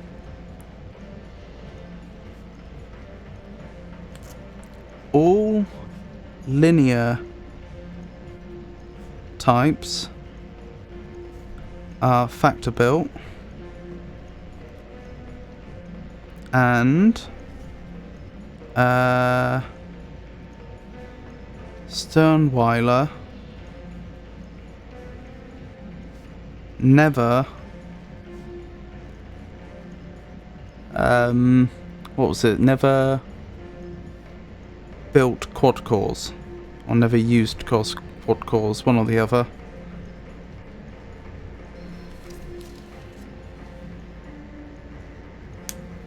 Yeah, they get really excited by the stinky fish, but they only turn red if you smoke them the slow way, which takes forever, so nowadays they use artificial colouring to make them red. I have no doubt about that that last bit. I mean, the dogs get really excited by the fish, but the fish only turn red if smoked in the slow way. Yes. Right, five robots have linear processors.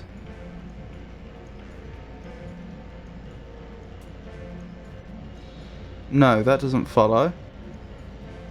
Because it said all linear types are factor built. It didn't say that all factor built are linear types. Oh, there's 7 in total, isn't there? Am I trying to pick out the one that's wrong or the one that's right? 5 robots have quad-core processors. Again, we don't know that's the case.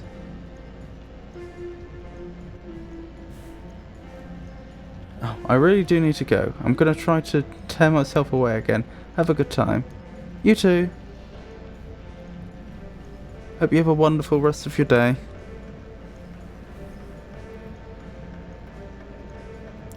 Right, so again, 5 robots have quad cores. We don't know that. In fact, we know that can't be true, don't we? No, we don't. No, we don't know that can't be true. But we certainly don't know it's true. 4 robots have multiplex processors.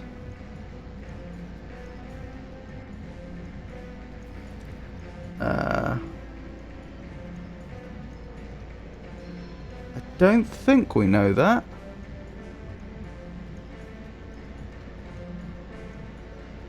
No, we don't know that.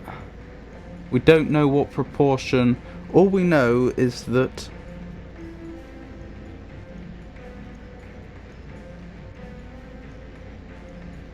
the linear types are factor built and the quad cores are factor built. We don't know whether Factor ever used multiplex processors, but I suppose it means that all the Sternweiler builds are multiplex built. 4 robots were built by Sternweiler. That is definitely not true because more were built by Factor and there's 7 in total. 5 robots were built by Factor. Again, I don't think we know that. Could you repeat the question? Really? I must have done something wrong. I'm pretty sure they said there were 7 robots in total. There's more Factor built than Sternweiler built. So there's at least 4 Factor built. And at most 3 Sternweiler built. All linear types are Factor built.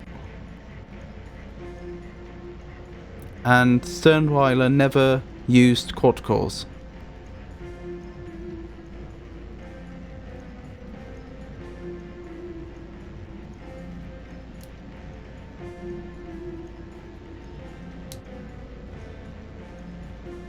Four robots have multiplex processors.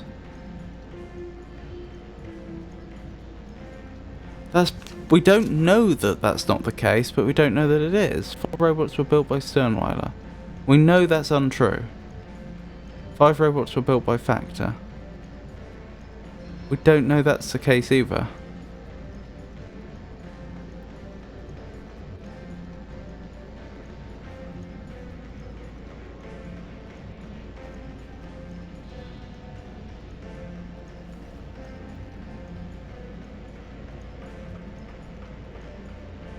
I must have got the question wrong.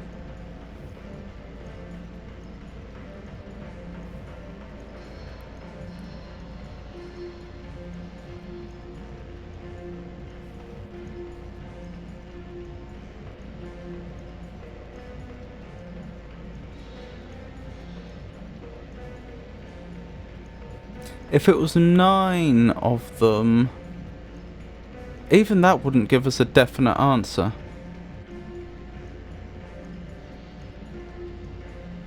Oh, I've got a feeling they're not going to be happy with me, but could you repeat the question? Can you repeat the question? Indeed. At the binomial biennial, 7 robots in the probability circle are gathered for a party. Yes. Each robot is either a Factor built or a Sternweiler built. Yep. And moreover, each robot is designed with either a quad core, a linear type, or a multiplex processor architecture. Yes. I will tell you 3 things about these probabilitists. First, there are more Factor built robots than Sternweiler builds. Thought so. Every linear type robot was built by Factor. Finally, Yeah. Sternweiler never built a robot with a quad core. Now listen, which of the following statements about the probability circle cannot possibly be true? Ah, with you. That's what I missed. Cannot possibly be true.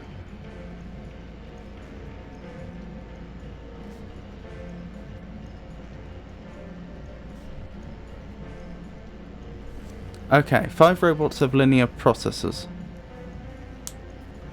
That's possible. Because, for example, there could be 1 Sternweiler built. I'm going to assume that there is at least 1 Sternweiler built.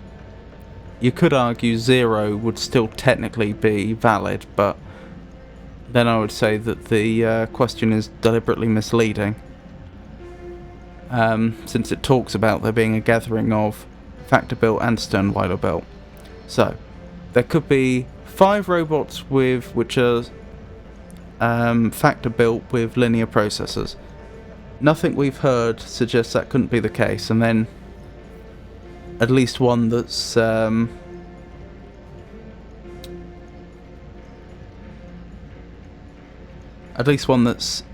Sternweiler built, which would have to have a multiplex processor. 5 robots have quad-core processors. That's also possible, because it could be 5 factor-built robots with quad cores and 1 with linear, for example, and then 1 Sternweiler built. 4 robots have multiplex processors. That's also possible, because nowhere were we told that Factor doesn't use multiplex processors, and 4 robots were built by Sternweiler. That can't possibly be true.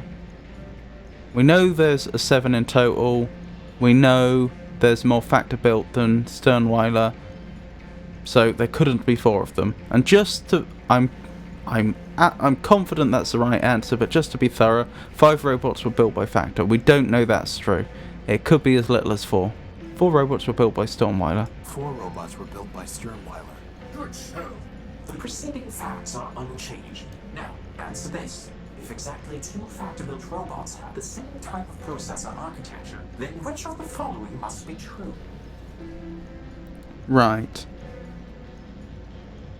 If exactly 2 factor-built share the same processor, or same processor architecture,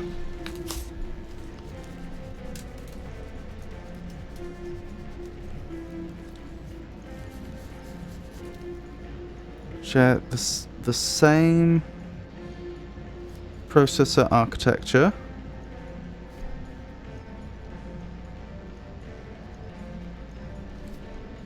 what must be true?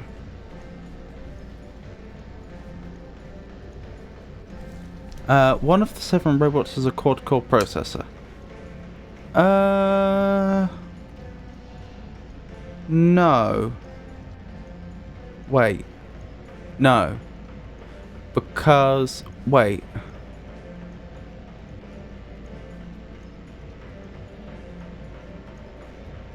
No, that's not true, because Factor built could have any of the 3 types of processor, so it could be, whereas the Sternweiler only used multiplex.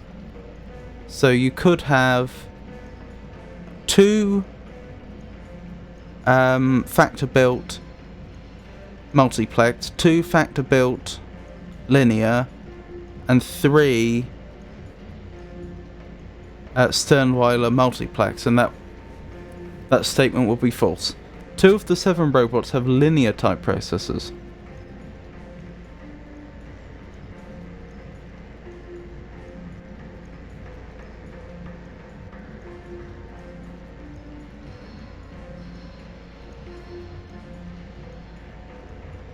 No, because you could have 6 factor built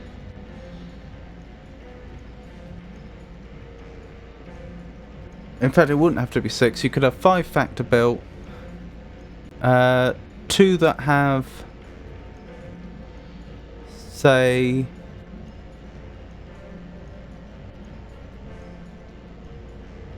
no, in fact, I can think of multiple combinations that would make that false.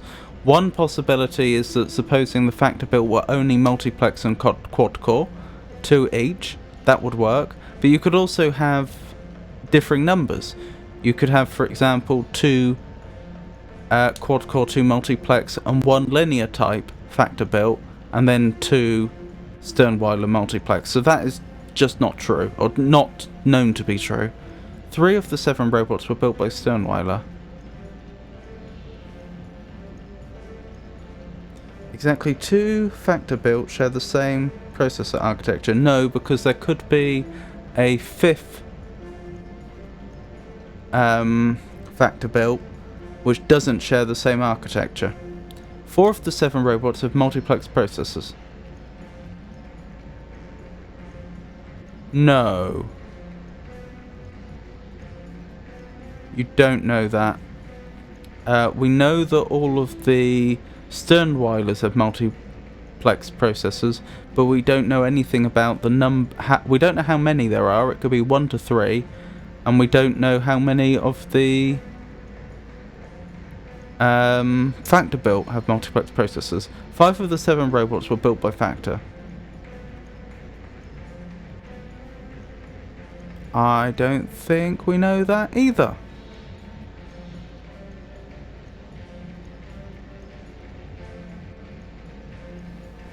Let me hear it again. Could you repeat the question? Indeed. At the binomial biennial, 7 robots in the probability circle are gathered for the party. Each robot is either a Factor built or a Sternweiler built. And moreover, each robot is designed with either a quad-core, a linear type, or a multiplex processor architecture. Now I will tell you 3 things about these probabilities. First, there are more Factor-built robots than Sternweiler built. Second, every linear type robot was built by Factor. Finally, Sternweiler never built a robot with a quad-core. Now, answer this. If exactly 2 Factor-built robots have the same type of processor architecture, then which of the following must be true?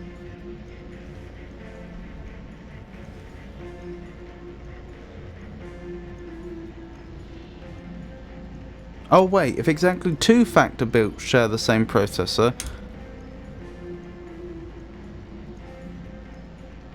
Yeah, I was thinking 2 and 2. Oh, I think that was because I think I got that into my head when I was trying to solve the first proposition. One of the 7 robots is a quad-core processor. Okay, so it's 1 and 1. And then possibly some other number. So... Alright. If exactly 2 Factor built share the same processor architecture. But we don't know what combination that is. One of the 7 robots is a quad-core processor.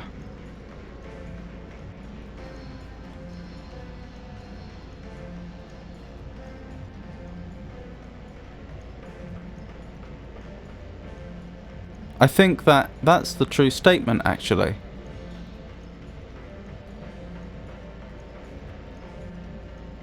It must be true. Because we know that there's at least 4 Factor-built robots. There can't be less than that. There could be more than that, but there can't be less than that. Exactly 2 of the Factor-built share the same processor architecture. Oh, no. They share the same processor architecture. So it could be 2 and 2.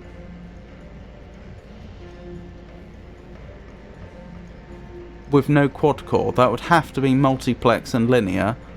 And then the Sternweilers are multiplex.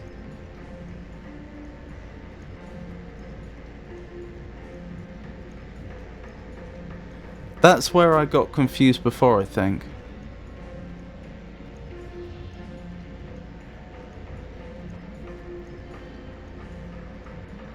Because if we assume there's only 4 Factor built, then you would end up with 2 and 2 if exactly 2 Factor built share the same processor architecture. Oh wait, if exactly 2 Factor built share the same processor architecture. Ah, you could actually read that in multiple ways. I thought they meant exactly 2 Factor built, meaning not 3, not 1, obviously. You know, there's exactly 2, but then we know nothing about the other group. But maybe they mean there's only 1 group of 2. If there's only 1 group of 2 that share the same processor, then the...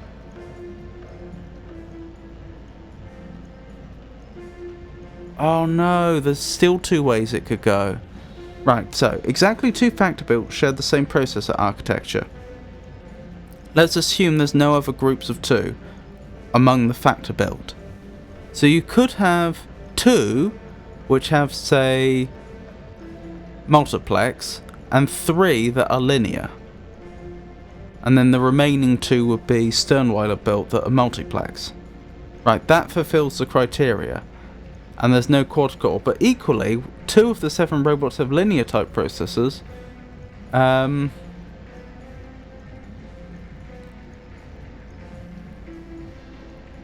Well, I've just disproven that with the same example, haven't I? No, you'd have to swap quad-core for linear type, I think.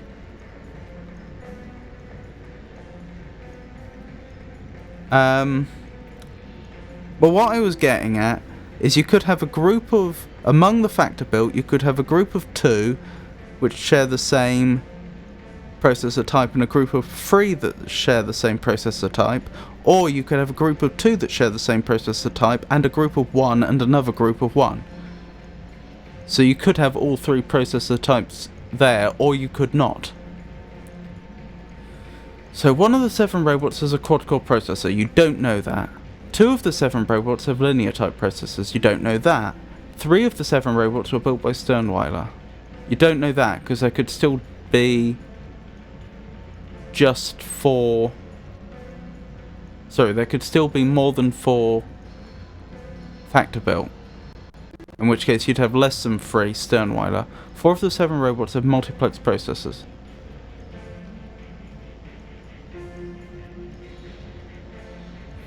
That's an interesting one.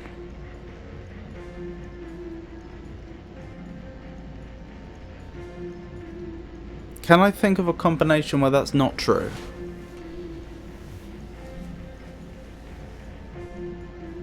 Yes. So you have... So considering the factor built, you have 2 multiplex processors. Then you have 1 linear and 1 quad-core. That's 4. Then among the 3 Sternweiler, you have 3 multiplex, because they have to use multiplex processors.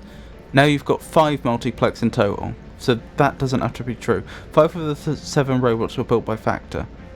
No, that's not true. I don't think any of those statements are bound to be true.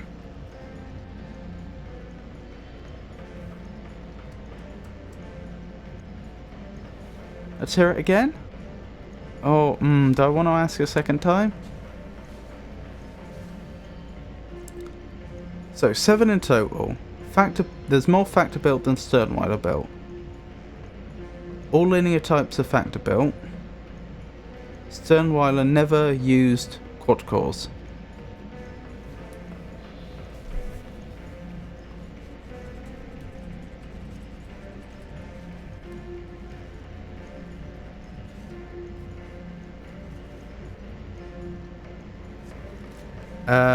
If exactly 2 factor built share the same processor architecture.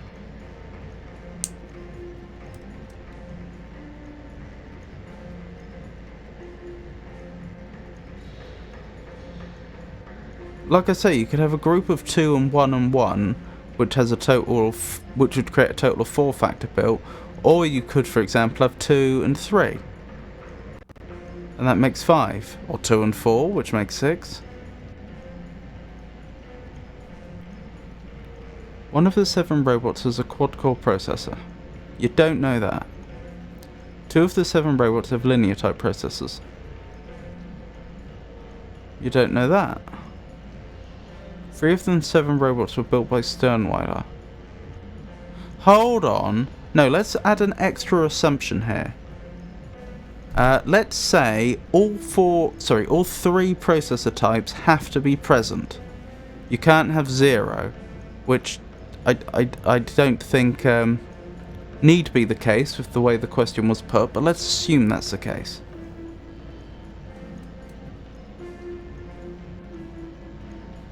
How does that change it? So you can't have 2 and 3 anymore.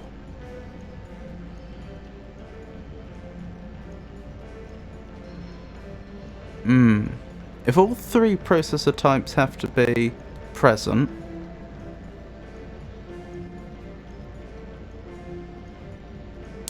then the factor built either have to be all quad-core and linear type, or there needs to be 3 groups.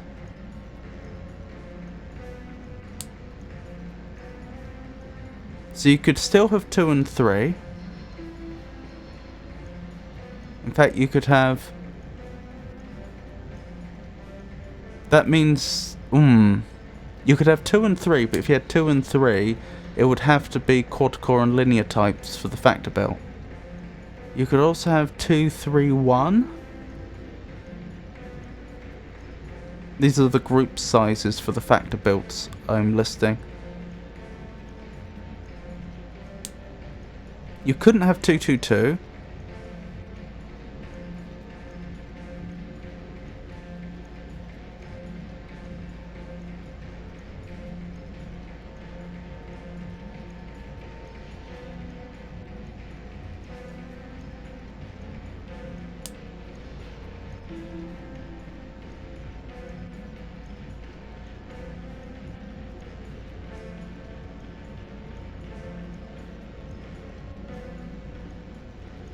Four of the 7 robots have multiplex processors. Do we know that's the case? No, because you could have 2 linear type, 3 multiplex for the factor belt, and then 2 multiplex for the Sternweiler belt. No, even with this additional assumption, I don't think any of those statements have to be true. There must be an additional assumption I'm missing, or I misinterpreted something somewhere.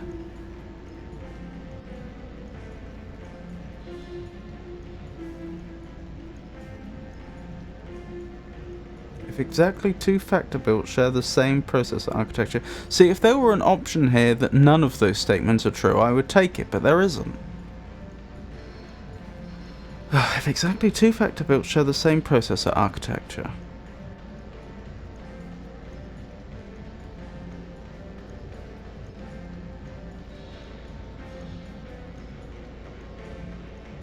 Oh, if exactly 2 factor belts share the same processor architecture. So you mean that no other factor belts share the same processor architecture? That's what you're implying. See, I don't think that's what that means. I think if exactly 2 factor belts share the same processor architecture, I would argue it wouldn't necessarily be wrong for there to be 2 groups of 2 that share the same processor architecture, but let's assume that by exactly they weren't just implying that it's only 2 and not 3, but they were also implying there are no other groups of 2. But maybe they meant even more than that there are no groups of 3 at all, irrespective of this group of 2. Again, I don't think that's what that says, but if that's what was intended, then that would mean there would have to be 4 factor belt.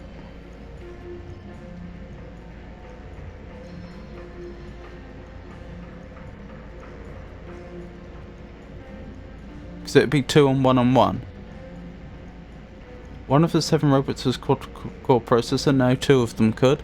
2 of the 7 robots have linear type processors. No, 1 of them could. Or it could be just 1. 3 of the 7 robots were built by Sternweiler. That's the one. If by exactly 2 factor belts share the same processor architecture, we're supposed to intuit that means that there are no other shared processor architectures among the factor belt. Then given that we know there's at least 4 factor belt and that there's more factor belt than Sternweiler belt, it must be 4 factor belt, of which 2 share a processor architecture and the other 2 and the other 2 don't share a processor architecture. They have whichever are the other 2 processor types. And then there's 3 Sternweiler belt. 3 of the 7 robots were built by Sternweiler. Correct. Here is the third question. The facts are still unchanged. Which of the following types of processor architecture might you find in a probabilitist built by Sternweiler? Oh, multiplex. Only multiplex. Only multiplex. Well, it seems we underestimated you, my friend. I'm uploading the facts of our dispute to your data pouch. Please, take some time to consider, and let us know when you are ready to hear our arguments. Goodness me. Oh. I do think that second question was ambiguously put. I wouldn't... Boss, since you programmed me, you can predict my every action, right? No, most of what you do is governed by a random number generator. Sprockets. What was I thinking? I wouldn't necessarily disagree strongly if someone said exactly two factor builds share the same processor architecture implies that there's no other group of two factor built that also share the same processor architecture, so 2 and 2. I mean, again, being a bit nitpicky, I'm not sure that necessarily is a contradiction, but you know, I could go with that interpretation, but I really think it's a stretch to imagine that exactly two factor built share the same processor architecture means there are no other groups of shared processor architectures among the factor built. So like 2 and 3. Still, we now know.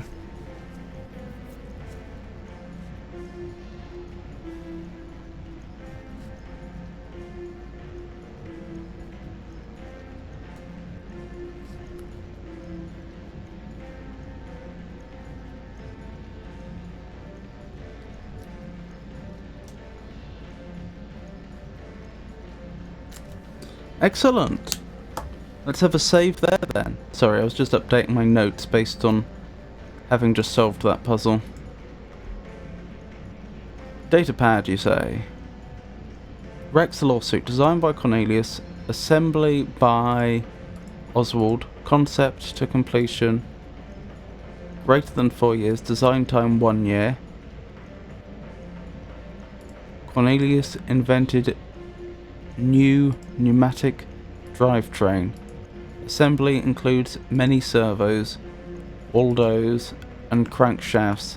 Cost of parts borne equally by both.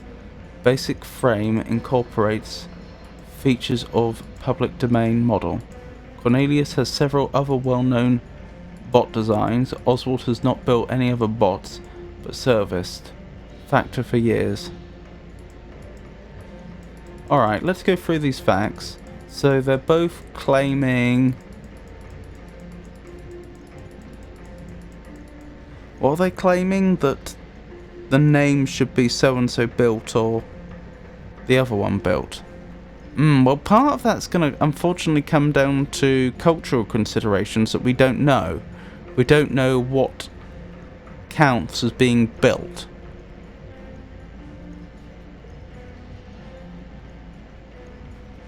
Intuitively, I would say assembly would be more important than design, because if you had a completely public domain design, but then a robot used that public domain design to build a new robot, you would assume that they would still inherit the name of the robot that assembled them. Then again, we're null built, aren't we? We're Horatio null built. Could that be what happens? Either there's a robot called Null, or could it be that that's just what a robot that's built using public domain designs is called?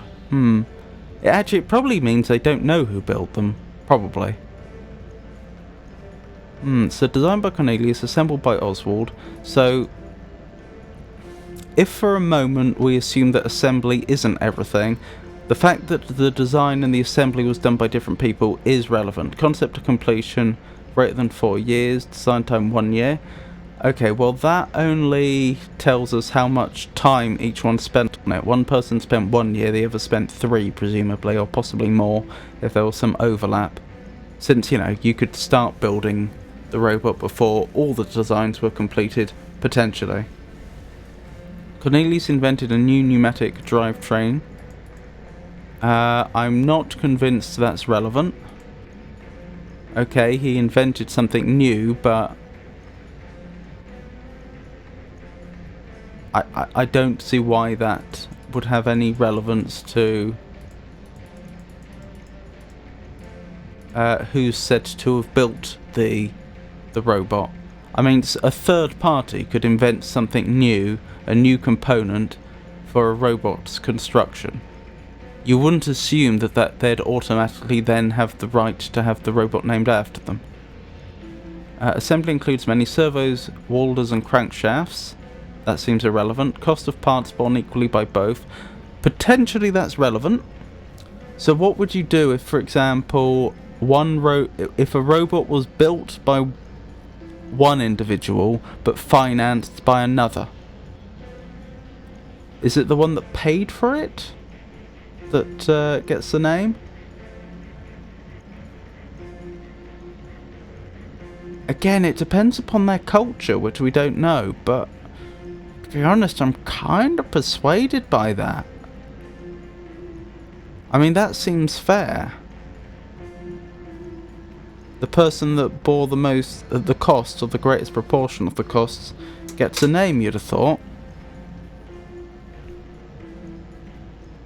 Because otherwise you couldn't pay someone to build a robot for you. Well, I suppose you could, but would you get the name? That's the question. Basic frame incorporates features of public domain model. That seems irrelevant. Cornelius has several other well-known bot designs. Irrelevant. Oswald hasn't built any other bots, but service factor for years. Irrelevant.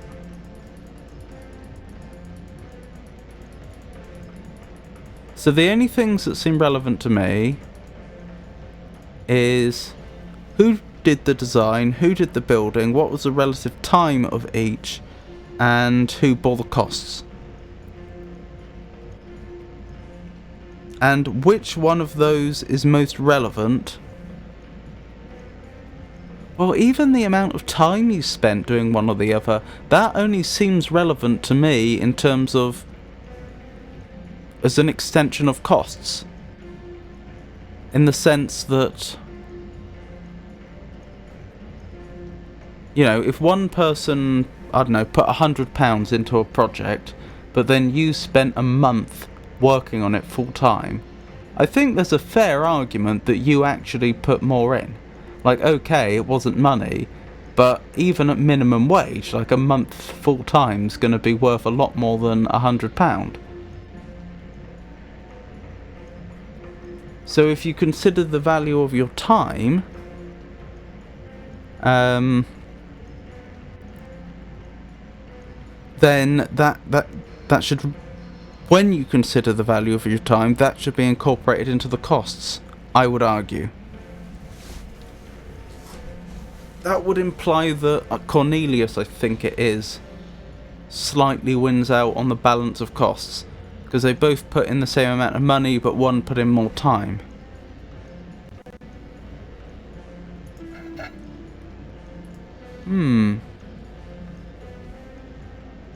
BattleBot. I just want to check something quickly.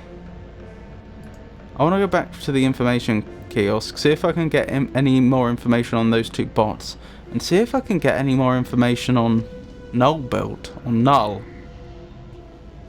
There might be information there.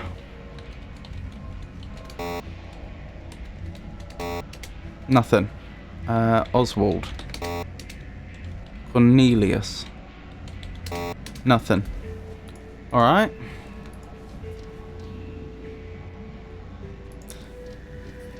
Alright, let's say the person that gets the name is the one that put the most money in, or invested the most. If that were the case, then what would you do in the case where exactly the same amount was invested equally? Supposing two people shared... Boss, do you remember what your prior versions were like? No, I've told you 100 times there are a lot of corrupt sectors in my memory files. Baby Horatio version 4 was nice. What was I saying? Imagine two people shared the costs equally, and they always built together. Like when one was assembling, the other, they designed together from the beginning. When one was designing, the other was designing, they assembled together. So, as far as possible, all investiture was equal, what would you do then?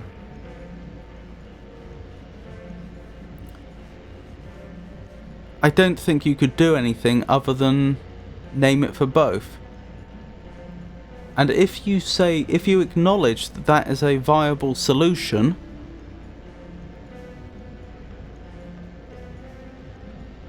that it is possible to have a robot named after two, then I would argue that having a slight disparity in investment shouldn't change that either.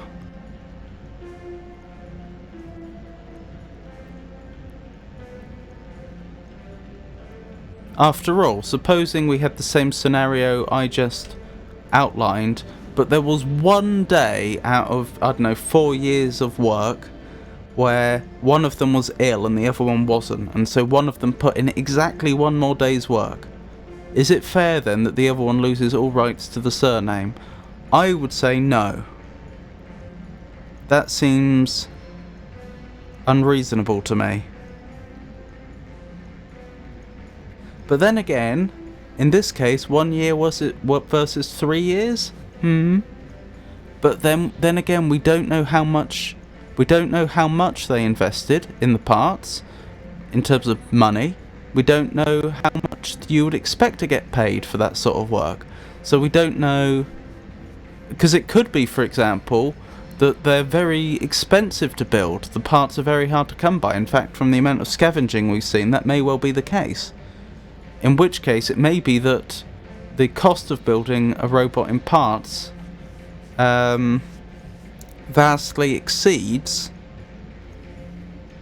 the amount you would expect to get paid for 4 years' work. That may not be the case, but it's possible. It's going to be very hard, is what I'm getting at, for us to determine precisely what the relative sizes of each robot's investment was in Rex. Are you ever going to tell Oswald and Cornelius the verdict, boss? Yep, I am getting to it. Just working through it out loud. A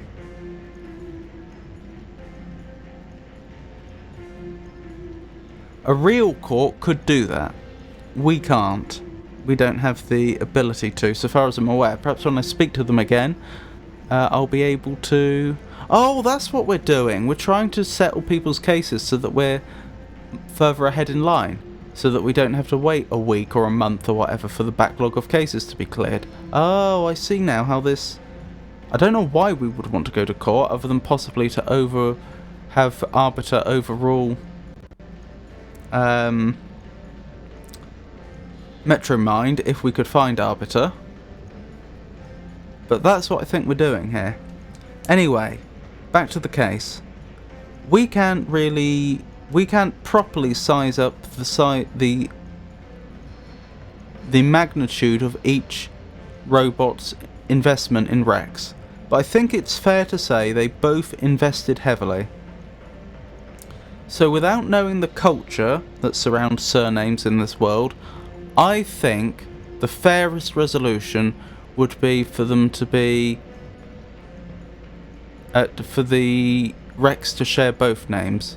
They should probably be Cornelius Oswald built, I would suggest. That seems to me the fairest resolution.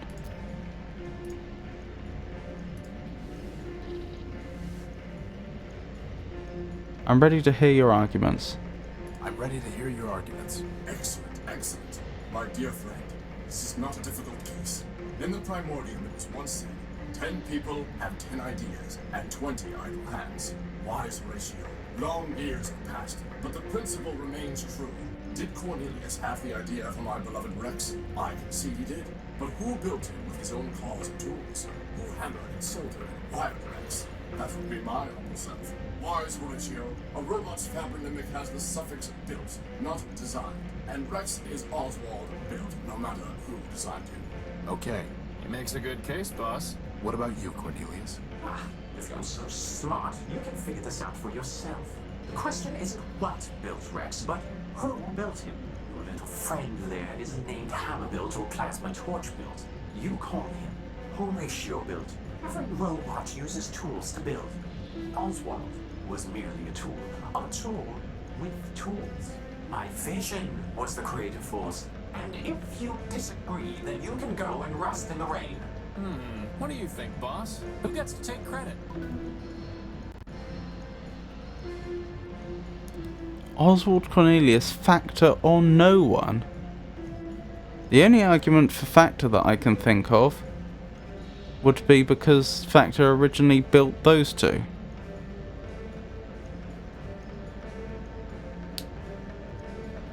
I suppose they are essentially the common denominator. But then Crispin is Crispin Horatio built, not Crispin Null built. No one seems wrong. It should have been, the option should have been for a double-barreled name.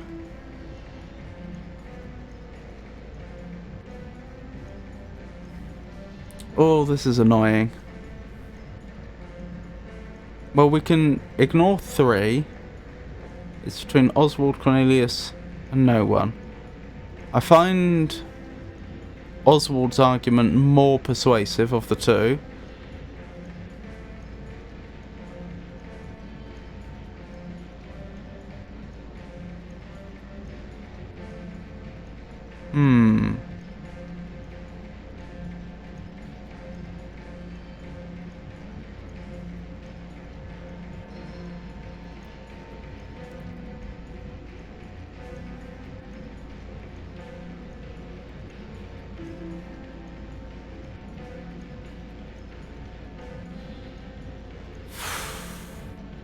It's a shame that I can't say, oh, I'll come back and tell you my verdict later. I have to decide now.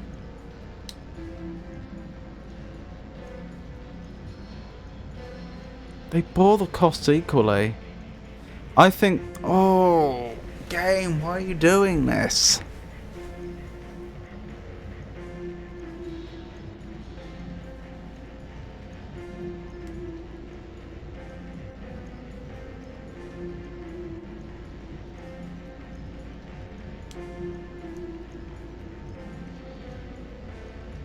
No one seems silly.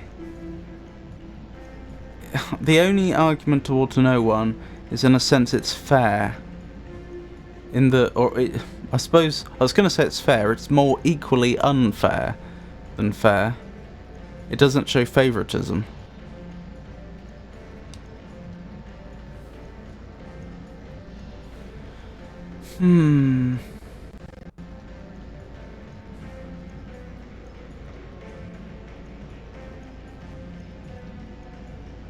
I think I've got to go with Oswald.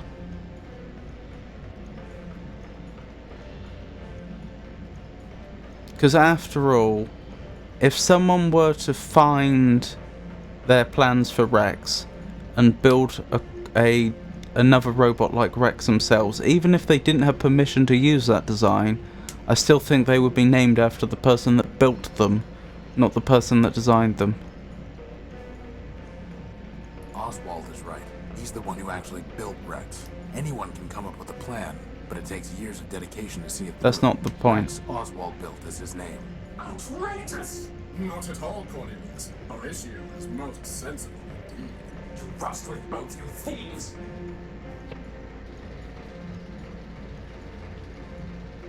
My dear friend, I thank you for your considered judgment. Come here, Rex.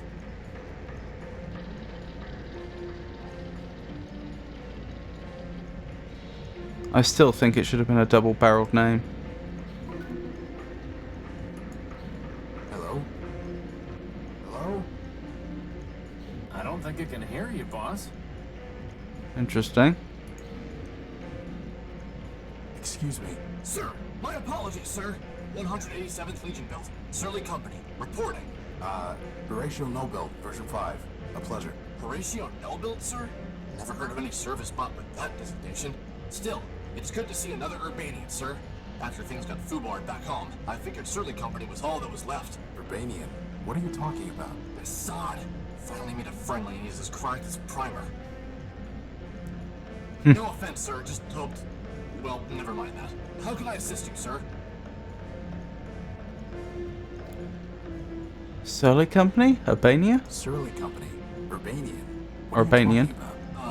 Well, sir, I'm not sure quite where to start. I had you figured for one of us, seeing as how you came up as a friendly on my IFF. I could see you as a member of Surly Company, boss, but as friendly? Nah. Assume he's got some mouth on him, huh, sir? Always do those flyboys. Look, why don't you just give me a quick rundown? Well, sir, can't see the harm, and if you are a decoy. War's over, after all. It's over before Surly Company even deployed.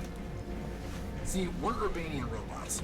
A long time back, Urbani and Metropol got to fighting over something. Who knows what? The Metropolitans fried their civilians, and Legion told us to strike back. Word was, some big airship of ours was supposed to knock out Metropol's defenses. They just come in from mop-up. But the Metros took our ship down with their own heavy hitter, some giant named Goliath. I see. Anyway, Surly Company was all that was left, so we deployed 200 strong. What happened then? Well, it's a long march from Urbani, sir, and most of us broke down on the way. All said and done, the only ones who made it were me, 113th, and a signal bot we call Primer. The rest are all out there in the dunes somewhere. I'm sorry. War's war, sir. If it didn't crash hard, they wouldn't have built us in the first place. If it makes you feel any better, Horatio cut Goliath's finger off. Well, sir, someone ought to stick a medal on your chest.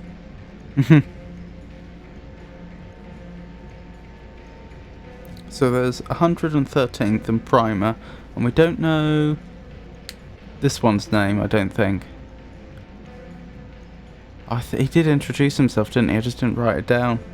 Why are you in line? Why are you in line? Seeing as how I'm on the outside now, sir, I figured I had to go pay restitution for shooting up the enemy HQ. Enemy HQ? Yes, sir. That big tower in the center of the city. Okay, so why haven't you paid? It sounds like all of this happened a long time ago. Years ago, sir. But the courthouse has been locked down the whole time. I figured they'll open it up eventually, and then I can clear my name. What if it doesn't open? Well, sir, I know all about hurry up and wait. Can I try opening that door? Can I try opening that door? Play that, sir. The authorities told me that no one goes in till the door opens on its own. But aren't we on the same side? Affirmative, sir. But since I'm on CivDiv now, my programming requires me to submit to the local authorities. What happened to 113th and Primer? What happened to 113th and Primer? After we got to Metropol, we tried to put up a fight, but couldn't do much. They fried 113th, and my rifles jammed. Primer surrendered on our behalf. After dressing us down, they took all my big guns and sold the 113th shell to some scrap dealer. Primer never was the same. He encrypted part of his own logic so he wouldn't have to think about losing the war any longer. Oh, that's what we need the decryption for. The city. And me, I came here. Encrypted part of own memory owing to trauma. That's dark.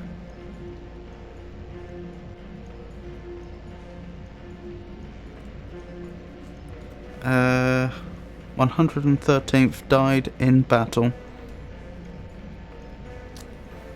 How did the war end? How did the war end? For Surly Company, it ended when we staggered in here and surrendered. Beyond that, sir, it's all above my pay grade. Truth is, sir, we never even knew what we were fighting for, let alone what the Metropolitans wanted. So I can't say for certain that Metropol won, but I'm pretty sure Urbani lost, what with all the civilians being dead and the army being beaten. How do you know you... That's actually quite a...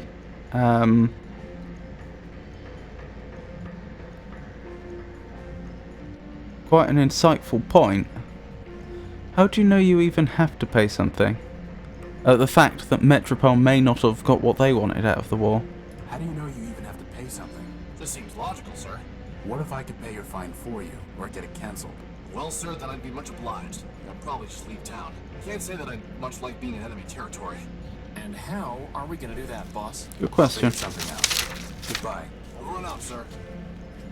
Right, what's his name? Ah, okay. 118th. Sorry, 187th Legion built. Got it. Ah, I just got that song out of my head. Oops. Right, so where's my to-do list? It's quite a way back.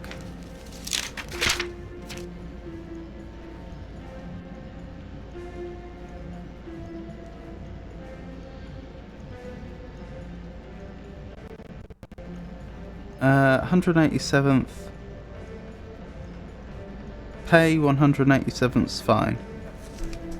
Or get it cancelled. Deal with, I suppose. Deal with.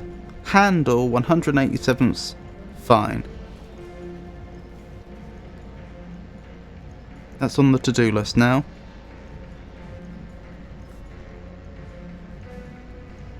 And decrypt Primer's memory. I don't know for certain that's a good idea, but it's certainly something we should be able to do if we can locate them. Ah, is this how we get to the underworks? What are you doing here? Waiting. For what? My bus. I'm pretty sure the bus isn't coming. It will come. Your bus is a burning wreck about 2 blocks from here. It will come. I must go home. Metromind will take me home. Oh dear. Bus stop. Buses run every 10 minutes. 10 is crossed out and 30 is written below it. 30 is crossed out and 60 is written below it. 60 is crossed out and daily is written below it. Daily minutes? That doesn't make sense. If it makes you feel better, daily is crossed out and service suspended is written below it. So repair bus. I've added that to the list. Don't know if we'll actually get to do it, but I am waiting. that you are. But it's something we should keep in the back of our minds that we may want to do. I am waiting. Maybe we should ask the repair bot about the bus, whether it can actually be repaired if we could get the parts. How we would do that, I don't know. I've got a terrible feeling we may have to just trade inventory items for some of the merchant's items. The problem is, Leopold's items, the problem is, how will I know which things to keep and which ones I don't need? I have nothing to say to him. Okay, maybe we can't repair the red herring bus. Karma did warn us that the red herring bus may have been meant as a clue that we generally can't do anything with it.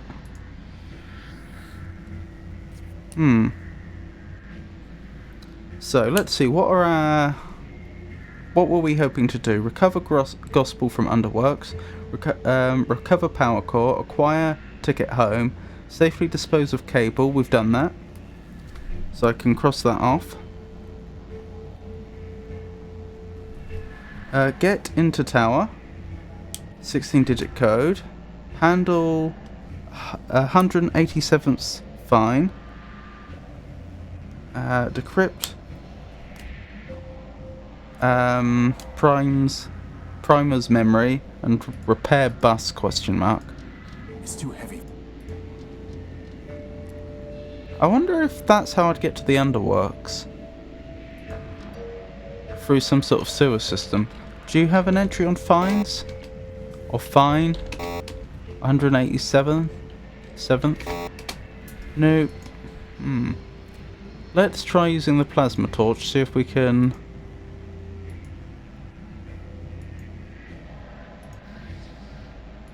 It's written by Clarity Arbiter Built. It explains about the refuge rule and says that for the first 48 hours after a robot arrives at Metropole, it will not be punished for violations of any laws except for harming another robot or causing significant property damage. Okay, that's what that does. I just had this horrible feeling. I wonder if the best resolution to the legal case puzzle we just did was to show them the laws, but no. This is probably our get out of jail free card. It's too thick to cut with the plasma torch. I'll need something stronger to get through that way. Alright. Sounds like it might be possible to go through that way, though. You did have a crowbar, didn't you? Tell me about 113th Legion built. Did you buy an Urbanian robot named 113th Legion built? I've done a lot of trades, Tyro. I can't be expected to keep track of them all. Let me see your stuff. Come take a look. He does have a crowbar. I just can't help but think that if a plasma torch can't get through there, a crowbar's not going to. That's a fine tool. Got a half-life of 1,000 years guaranteed. I'm not sure you know what half-life means. No. Want it or not, I'll trade it to you for something shiny. What might I not need? I need the data pouch, decryption module, lantern probably, signal transmitter, plasma torch, burnt sensor. The burnt sensor's the least useful thing.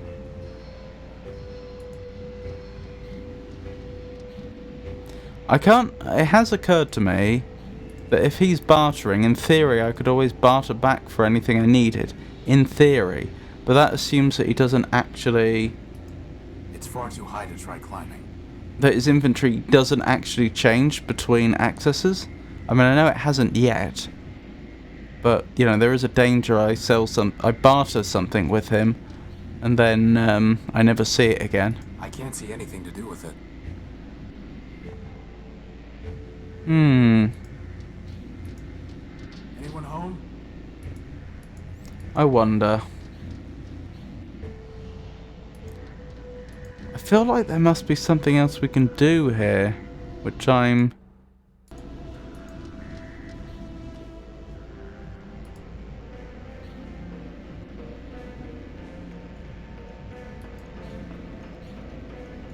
just not twigging. Hello? Boss, I'm pretty sure we're gonna need to find another way to communicate with it. Good point. What about the signal transmitter? I'm going to try sending messages to him in binary. On an analog transmitter? That sounds like fun. For once, I'm glad you're the one with hands. Hello?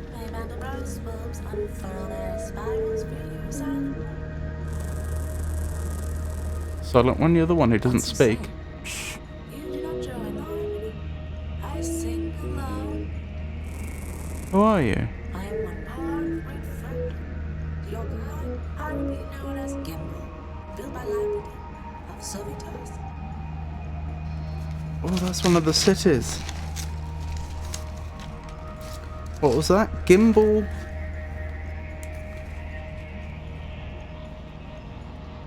Gimbal built by Lavitus, I think.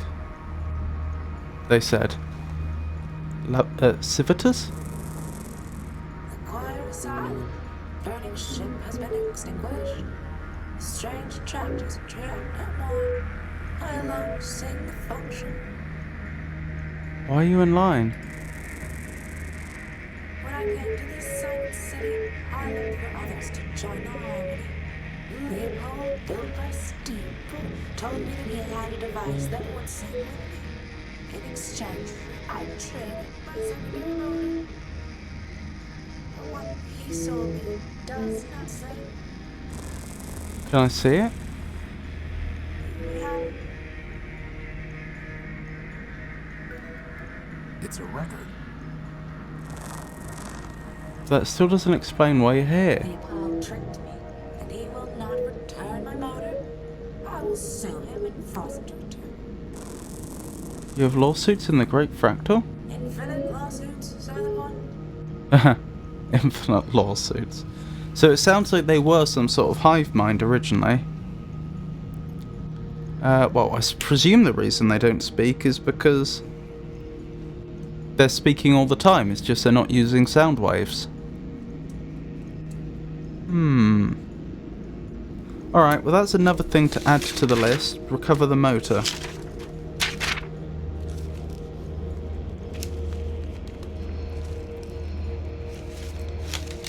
Hold on. I've just realised a major oversight to the refuge law. It said property damage. It said nothing about stealing. I could rob that merchant blind and I wouldn't be guilty of a thing.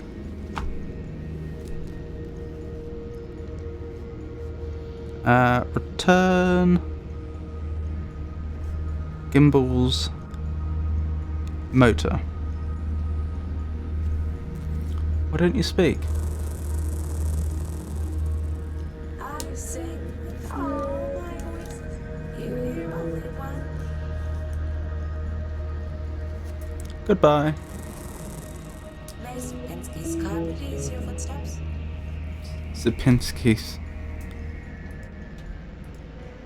Isn't, I could be misremembering, isn't that a fractal pattern?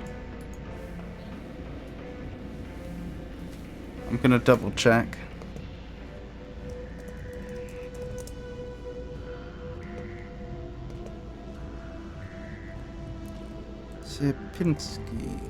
Sipinski triangle. Sometimes I think to myself, The maybe you should be in Sipinski. charge. Oh, really? No. The Sipinski triangle is a fractal attractive fixed set with the oval shape of an equilateral triangle subdivided recursively into smaller equilateral triangles. Originally constructed as a curve, this is one of the basic examples of self-similar sets. That is, it is a mathematically generated pattern that is reproducible at any magnification or reduction. It is named after the Polish mathematician, whose name I'm sure I'm going to mispronounce, Wacław Sipinski, but appeared as a decorative pattern many centuries before the work of Sipinski. So there we go. Infinite lawsuits.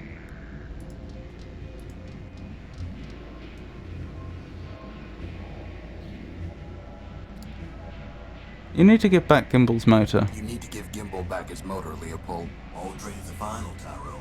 Told him that before we did the swap. Not my problem, he don't like records. You knew he wasn't looking for a record. Listen, Tyrell, I don't know what people want or don't want. They do. Not my job to do Q&A on their faulty logic. You know he's going to sue you, right? Let him try. First off, he can't get into the courthouse any more than you can. Second, what's his case? A deal's a deal. Let me see your stuff. Come take a look. Oh, that type of record. A music record. It's a vinyl record entitled Children's Sing-Along, whatever that means.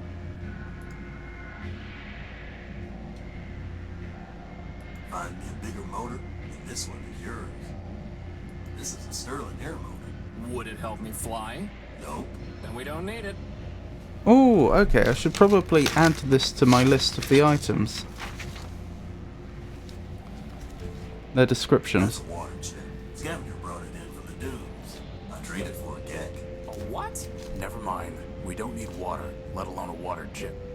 A gek. Isn't that a Fallout reference?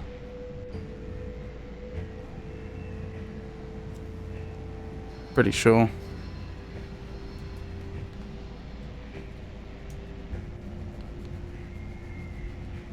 I'll write it down anyway in case circumstances change.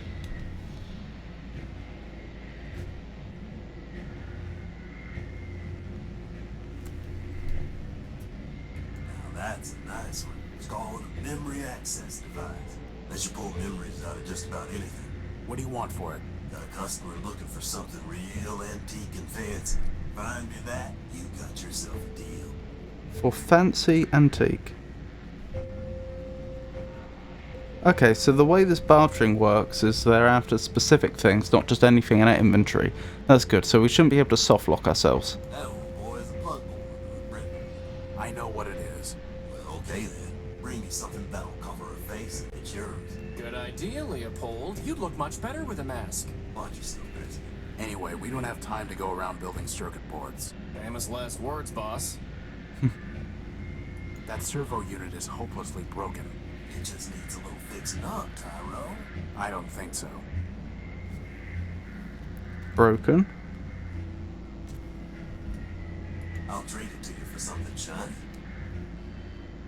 For shiny thing. Motor. Find me a bigger motor, and this one is yours. For bigger motor.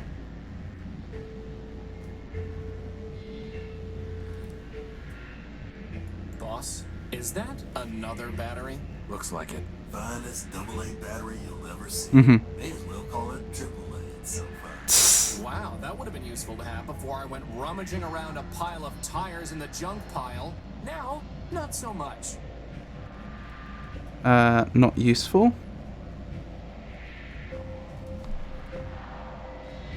I'll add that to the water chip. Not useful. Hey, look, boss, it's a glass finger. If we got 5 of them, I could have a hand. What would you do with a glass hand? What wouldn't I do? You want it? You're gonna need to bring me a glass thumb. Oh, go wipe yourself. Glass thumb. I'm gonna add not useful again. I don't see us using that. We're not looking to pick up random motors. Not useful. That helps. So that's probably the motor that was taken from Gimbal. That there's no Nova Robotics subsystem core. Not interested.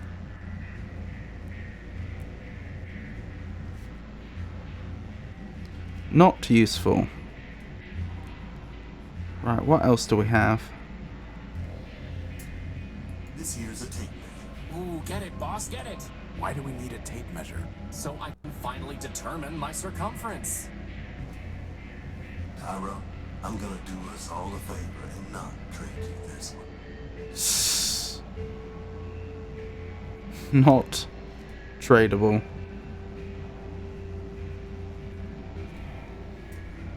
Ah, good spot there, Tyro. She's a fine, fine microfuel. What's the catch? Well, she's drained. I guess that makes it free of charge.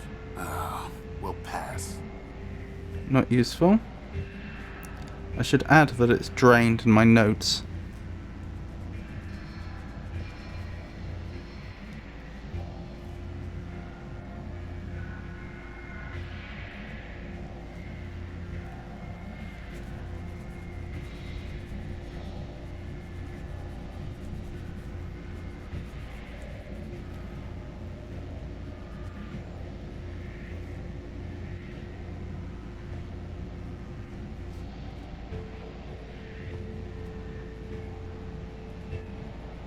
And what's the last one? Binary atoms. Finest calculate instrument. I'm fairly certain that my math coprocessor is superior. Not useful.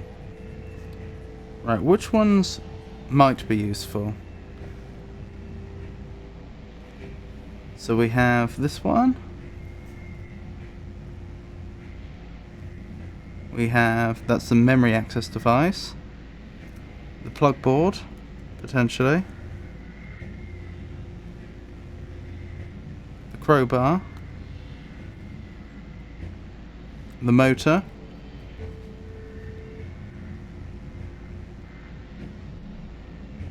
That's it. The memory access device, the plug board, the crowbar and the motor are the only ones which might be useful, apparently.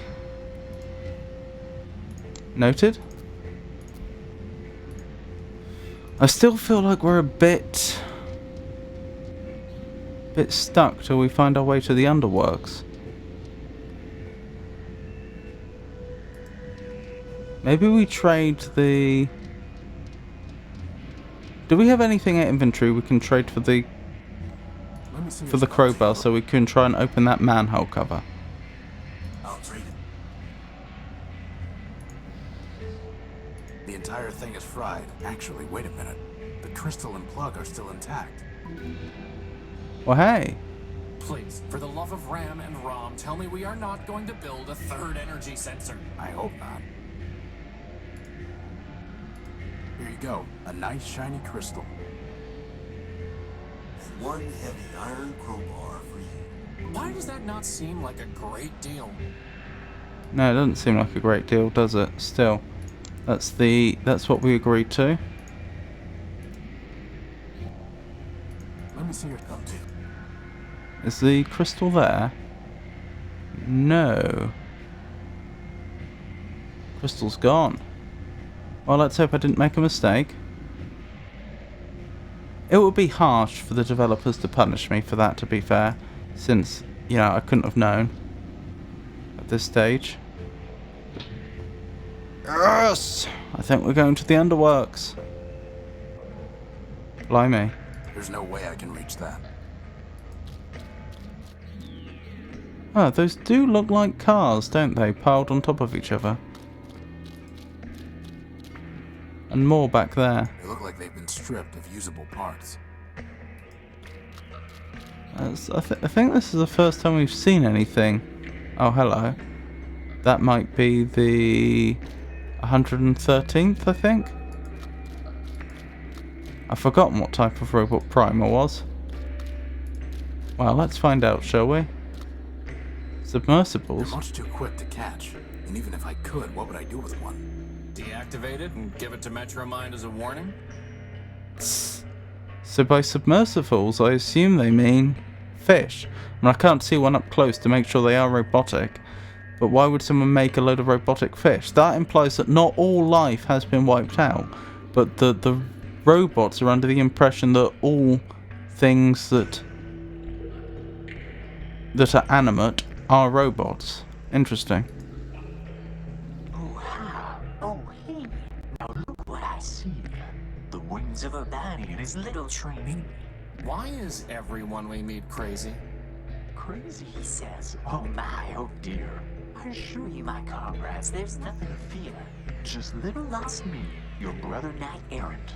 A brother in arms. We have different parents. Who are you? Who are you? My name is my secret. You can't make me talk. I'd ruin my puzzle. Give a key to my lock. Maybe we'll just call you Screw Loose. A joker, he seems, for sure not an ace. He needs a small clue to spare him disgrace. For the crowds who adore me, Prime is my name. By now, no doubt, you've heard of my fame. You're 187th brother. You're 187's brother. Line up the torsos, 200 abreast. The bravest of brave, the best of the best. Wind up the tour soldiers to march on their way. The city has fallen, no reason to stay. 200 abreast, my sisters and brothers. Now only 3 left. Forget all the others. I guess that's a yes. 50 behind me, he came off the line. The gunner's no fun for being a brother of mine. How do you survive down here? How do you survive down here? I'm a soldier by trade. Legion built me to last. My armor is sturdy, my pistons are fast. I carry no guns, for my weapon's my mind. And those who would kill me will find themselves primed. Really? Don't you think you're overdoing it? I mean, that barely made sense. And it hardly rhymed. No. Bro. Why are you here? Why are you here? When we laid down our arms, my medal was taken. Token of honor from the cause we'd forsaken. The metropolitan thief cast it deep in this hole, where now it lies buried like bituminous coal. Cogs and gears, bituminous coal. You're looking for a medal? No, my comrade, you've misunderstood. I sit here and wait, as a penitent should. If the medal finds me, I shall claim it straight. But until that day, I shall sit here and wait. Interesting. So that's another one to add to the to-do list. Find and return Primer's medal.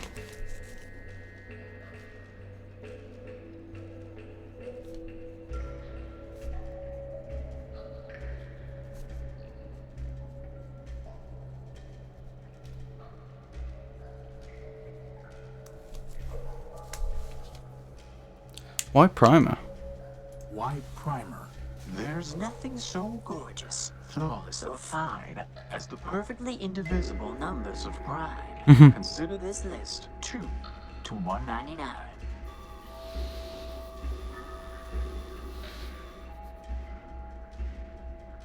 Well, that was helpful. Goodbye. Farewell, farewell, linger not for my sake. Your mission is calling, the city awaits. Okie doke. Let's not decrypt their memory yet. We don't know how they'll react, and we might want to find their medal, first.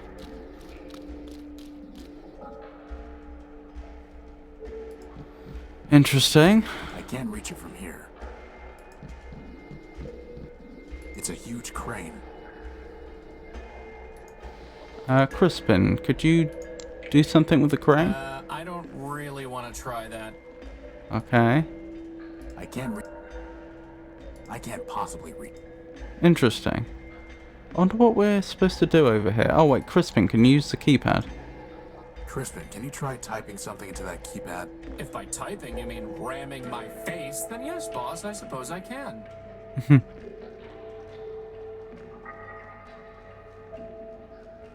Okay. That's another thing. Find keypad code for Underworks Bridge.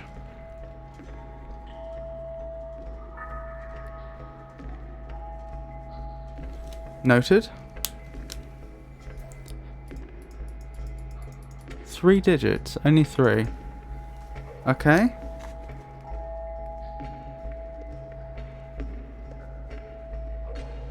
Noted.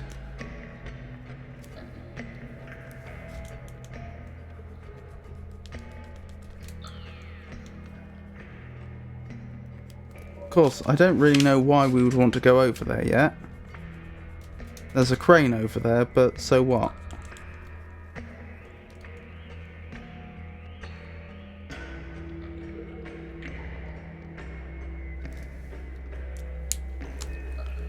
Right, where were we? What's in our data pad actually? We haven't checked for a while. Prime numbers. A string of numbers from Primer. Interesting, those are actually the primes. I don't want to try all of them for the code over there though. Leo Barter. Memory reader for something old and fancy. H2O chip for Gek. Motor for larger motor. Bass finger for thumb.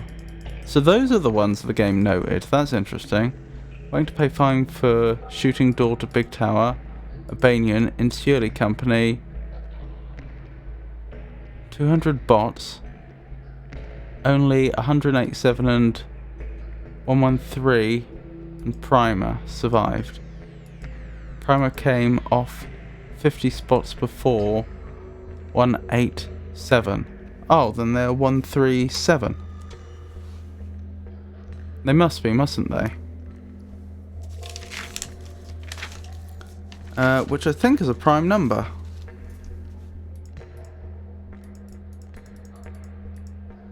It is.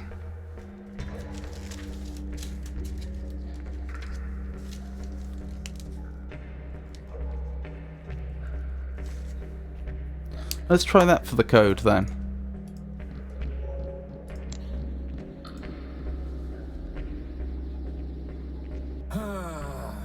Here we go again. Here we go again.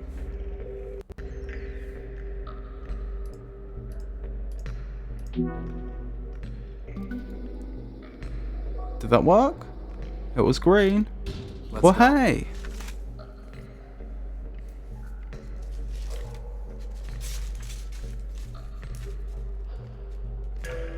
Progress. So I can actually cross that one off the to-do list already. Should we take some lesson away from the fact that after putting all that work into building the energy sensor, it just burned up on us? Yes. Use more fuses. Datapad.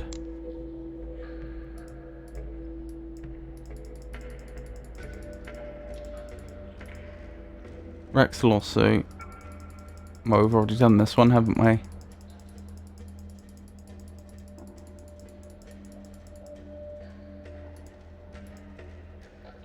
Alpha, beta, and gamma.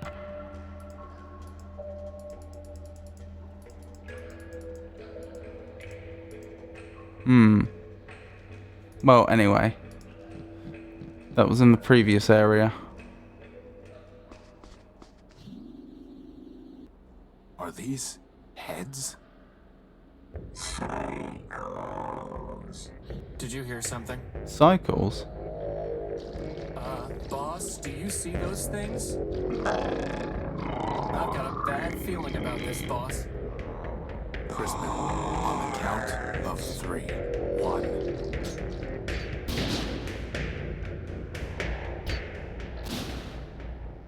Who did that? Or did they just explode on their own?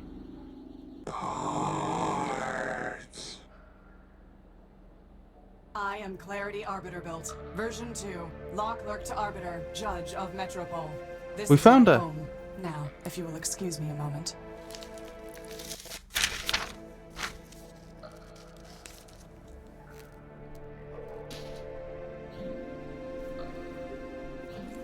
That's barbaric.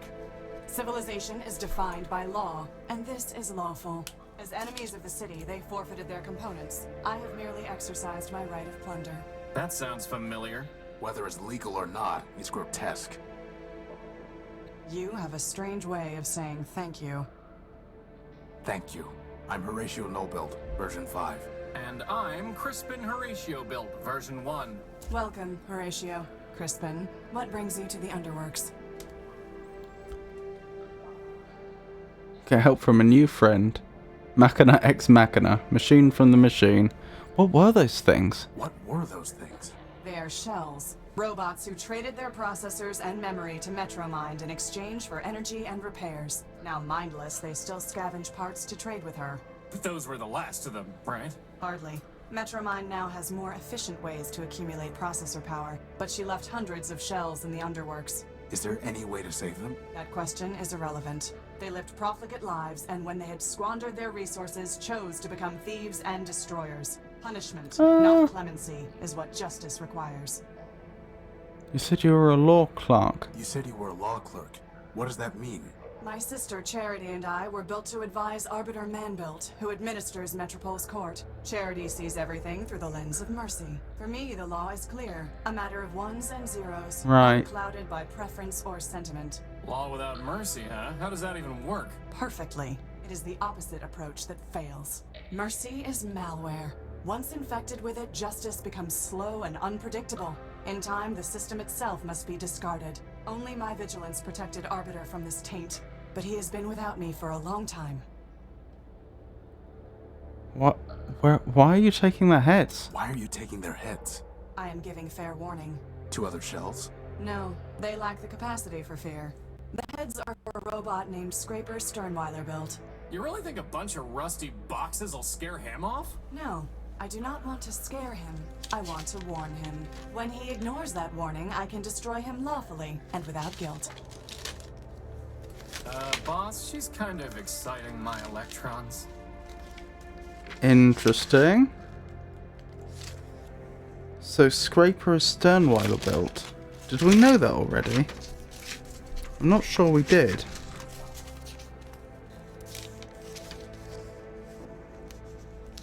Where's my note on Scraper?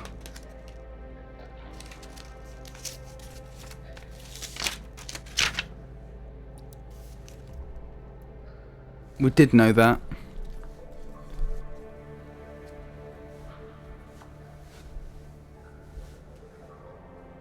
Did you say Arbiter Man built? Oh!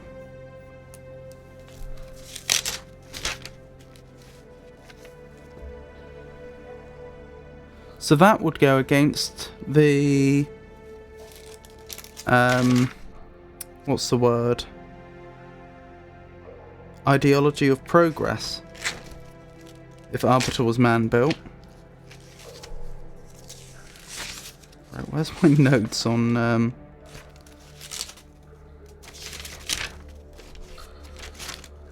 on the people? Arbiter. Arbiter man-built. Did you say Arbiter man-built? Did you say Arbiter man-built? As in, built by man himself? Yes. Does man still walk here? In Metropole? No. But man was here in the past. The public records regarding humans were deleted by council decree. What I know is entirely hearsay. I was built after the Urbanians murdered them during the war. Impossible. That is what Arbiter told me, and it was told to him by Metromind. Beyond that, I cannot say. Did Arbiter tell you anything Interesting. else about man? Only that he missed their legal arguments. Quite amusing, if often illogical. Legal arguments. Yes, to play a symbolic role in their justice system, humans argued cases before Arbiter. Symbolic. Play a role. Man is the all-builder, our lord and master.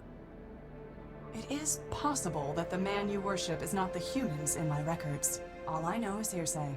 Do not rush to judgment. Interesting. Why aren't you with Arbiter?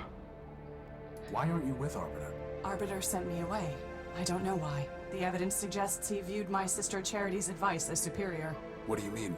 When Metromind began taking over the council, Charity and I disagreed as to how Arbiter should respond. I informed Arbiter that the Metropolitan Constitution permitted him to dissolve the council and govern by decree. Charity felt that this would inevitably lead to civil war and suffering. As ever, she preached moderation. We argued. Arbiter told me to leave. This was the only place I could go. Interesting. There's an entire city up there. Every building in Metropole is owned by either the council or a private citizen. If I went to the council, it would embarrass Arbiter. If I went to a private citizen, my impartiality would be questioned when I returned to the court one day. Here, I owe nothing to anyone. But you have to fight off crazy robots all the time. Actually, I enjoy that. It's a pleasant break from legal research and writing. Uh-huh.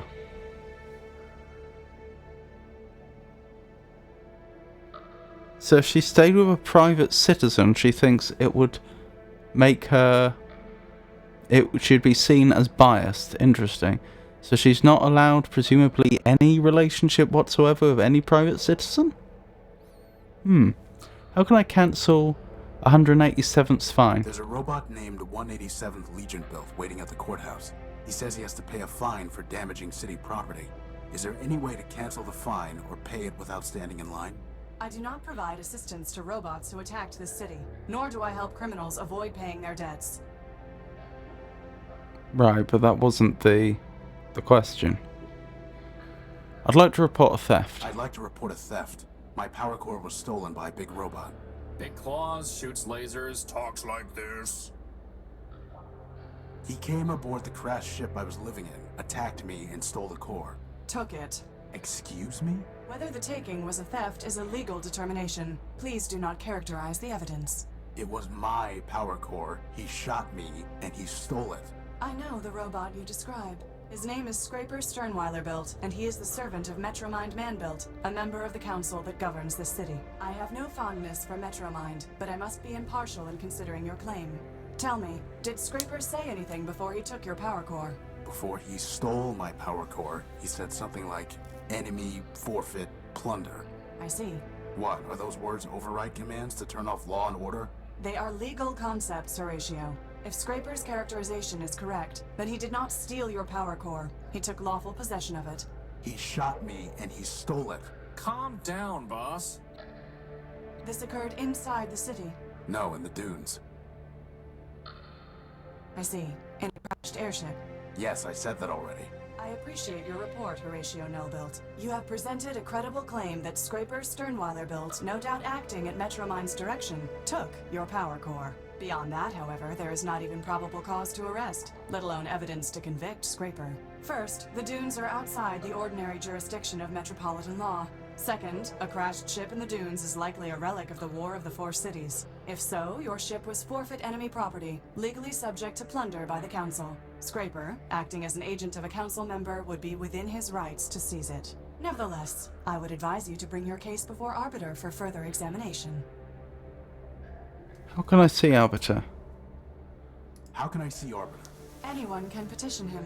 Cases are considered in the order they are brought to court, but... What?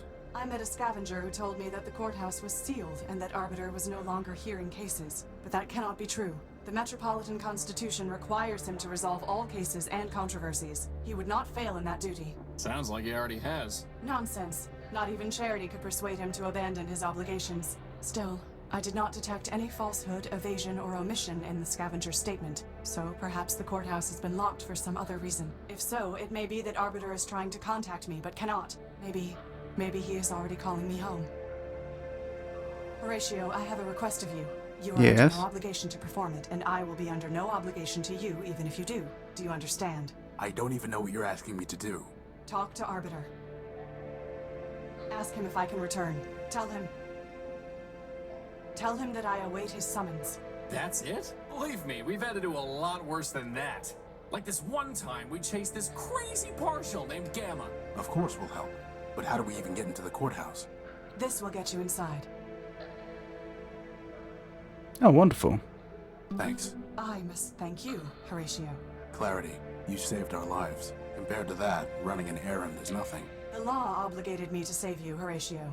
I would have done the same for Metromind, but I am glad it was you that I saved. I wish you justice. I see. Blimey. I do like this concept of clarity and charity. The fact that Clarity is named Clarity because without considering morality, she has a very clear idea of what the law says is the case and can determine cases in a very clear, precise manner. But of course, Boss, Charity when is we supposed to find moderate Sniper, that. Are you gonna blow him up? I doubt it. Oh, so you're just gonna reason with him? On second thought, maybe I will blow him up. Anywho, as with yesterday, it's going to be a slightly shorter stream tonight. I'll be streaming again Monday from 4 o'clock GMT. Oh, we do have someone new to thank. So thank you very much for the follow, Karma Chimera. I do appreciate it. Also, thank you to all my subscribers. Other upcoming streams will be next Friday and next Saturday. That's the plan anyway. If any of that should change, I will announce it on social media, which is currently X, formerly known as Twitter, Mastodon, Blue Sky, and Meta Threads. I'll also announce it on our Discord server. So, once again, I hope you enjoyed the stream, and I hope you all have a wonderful night. And a Happy New Year! Happy New Year, everyone.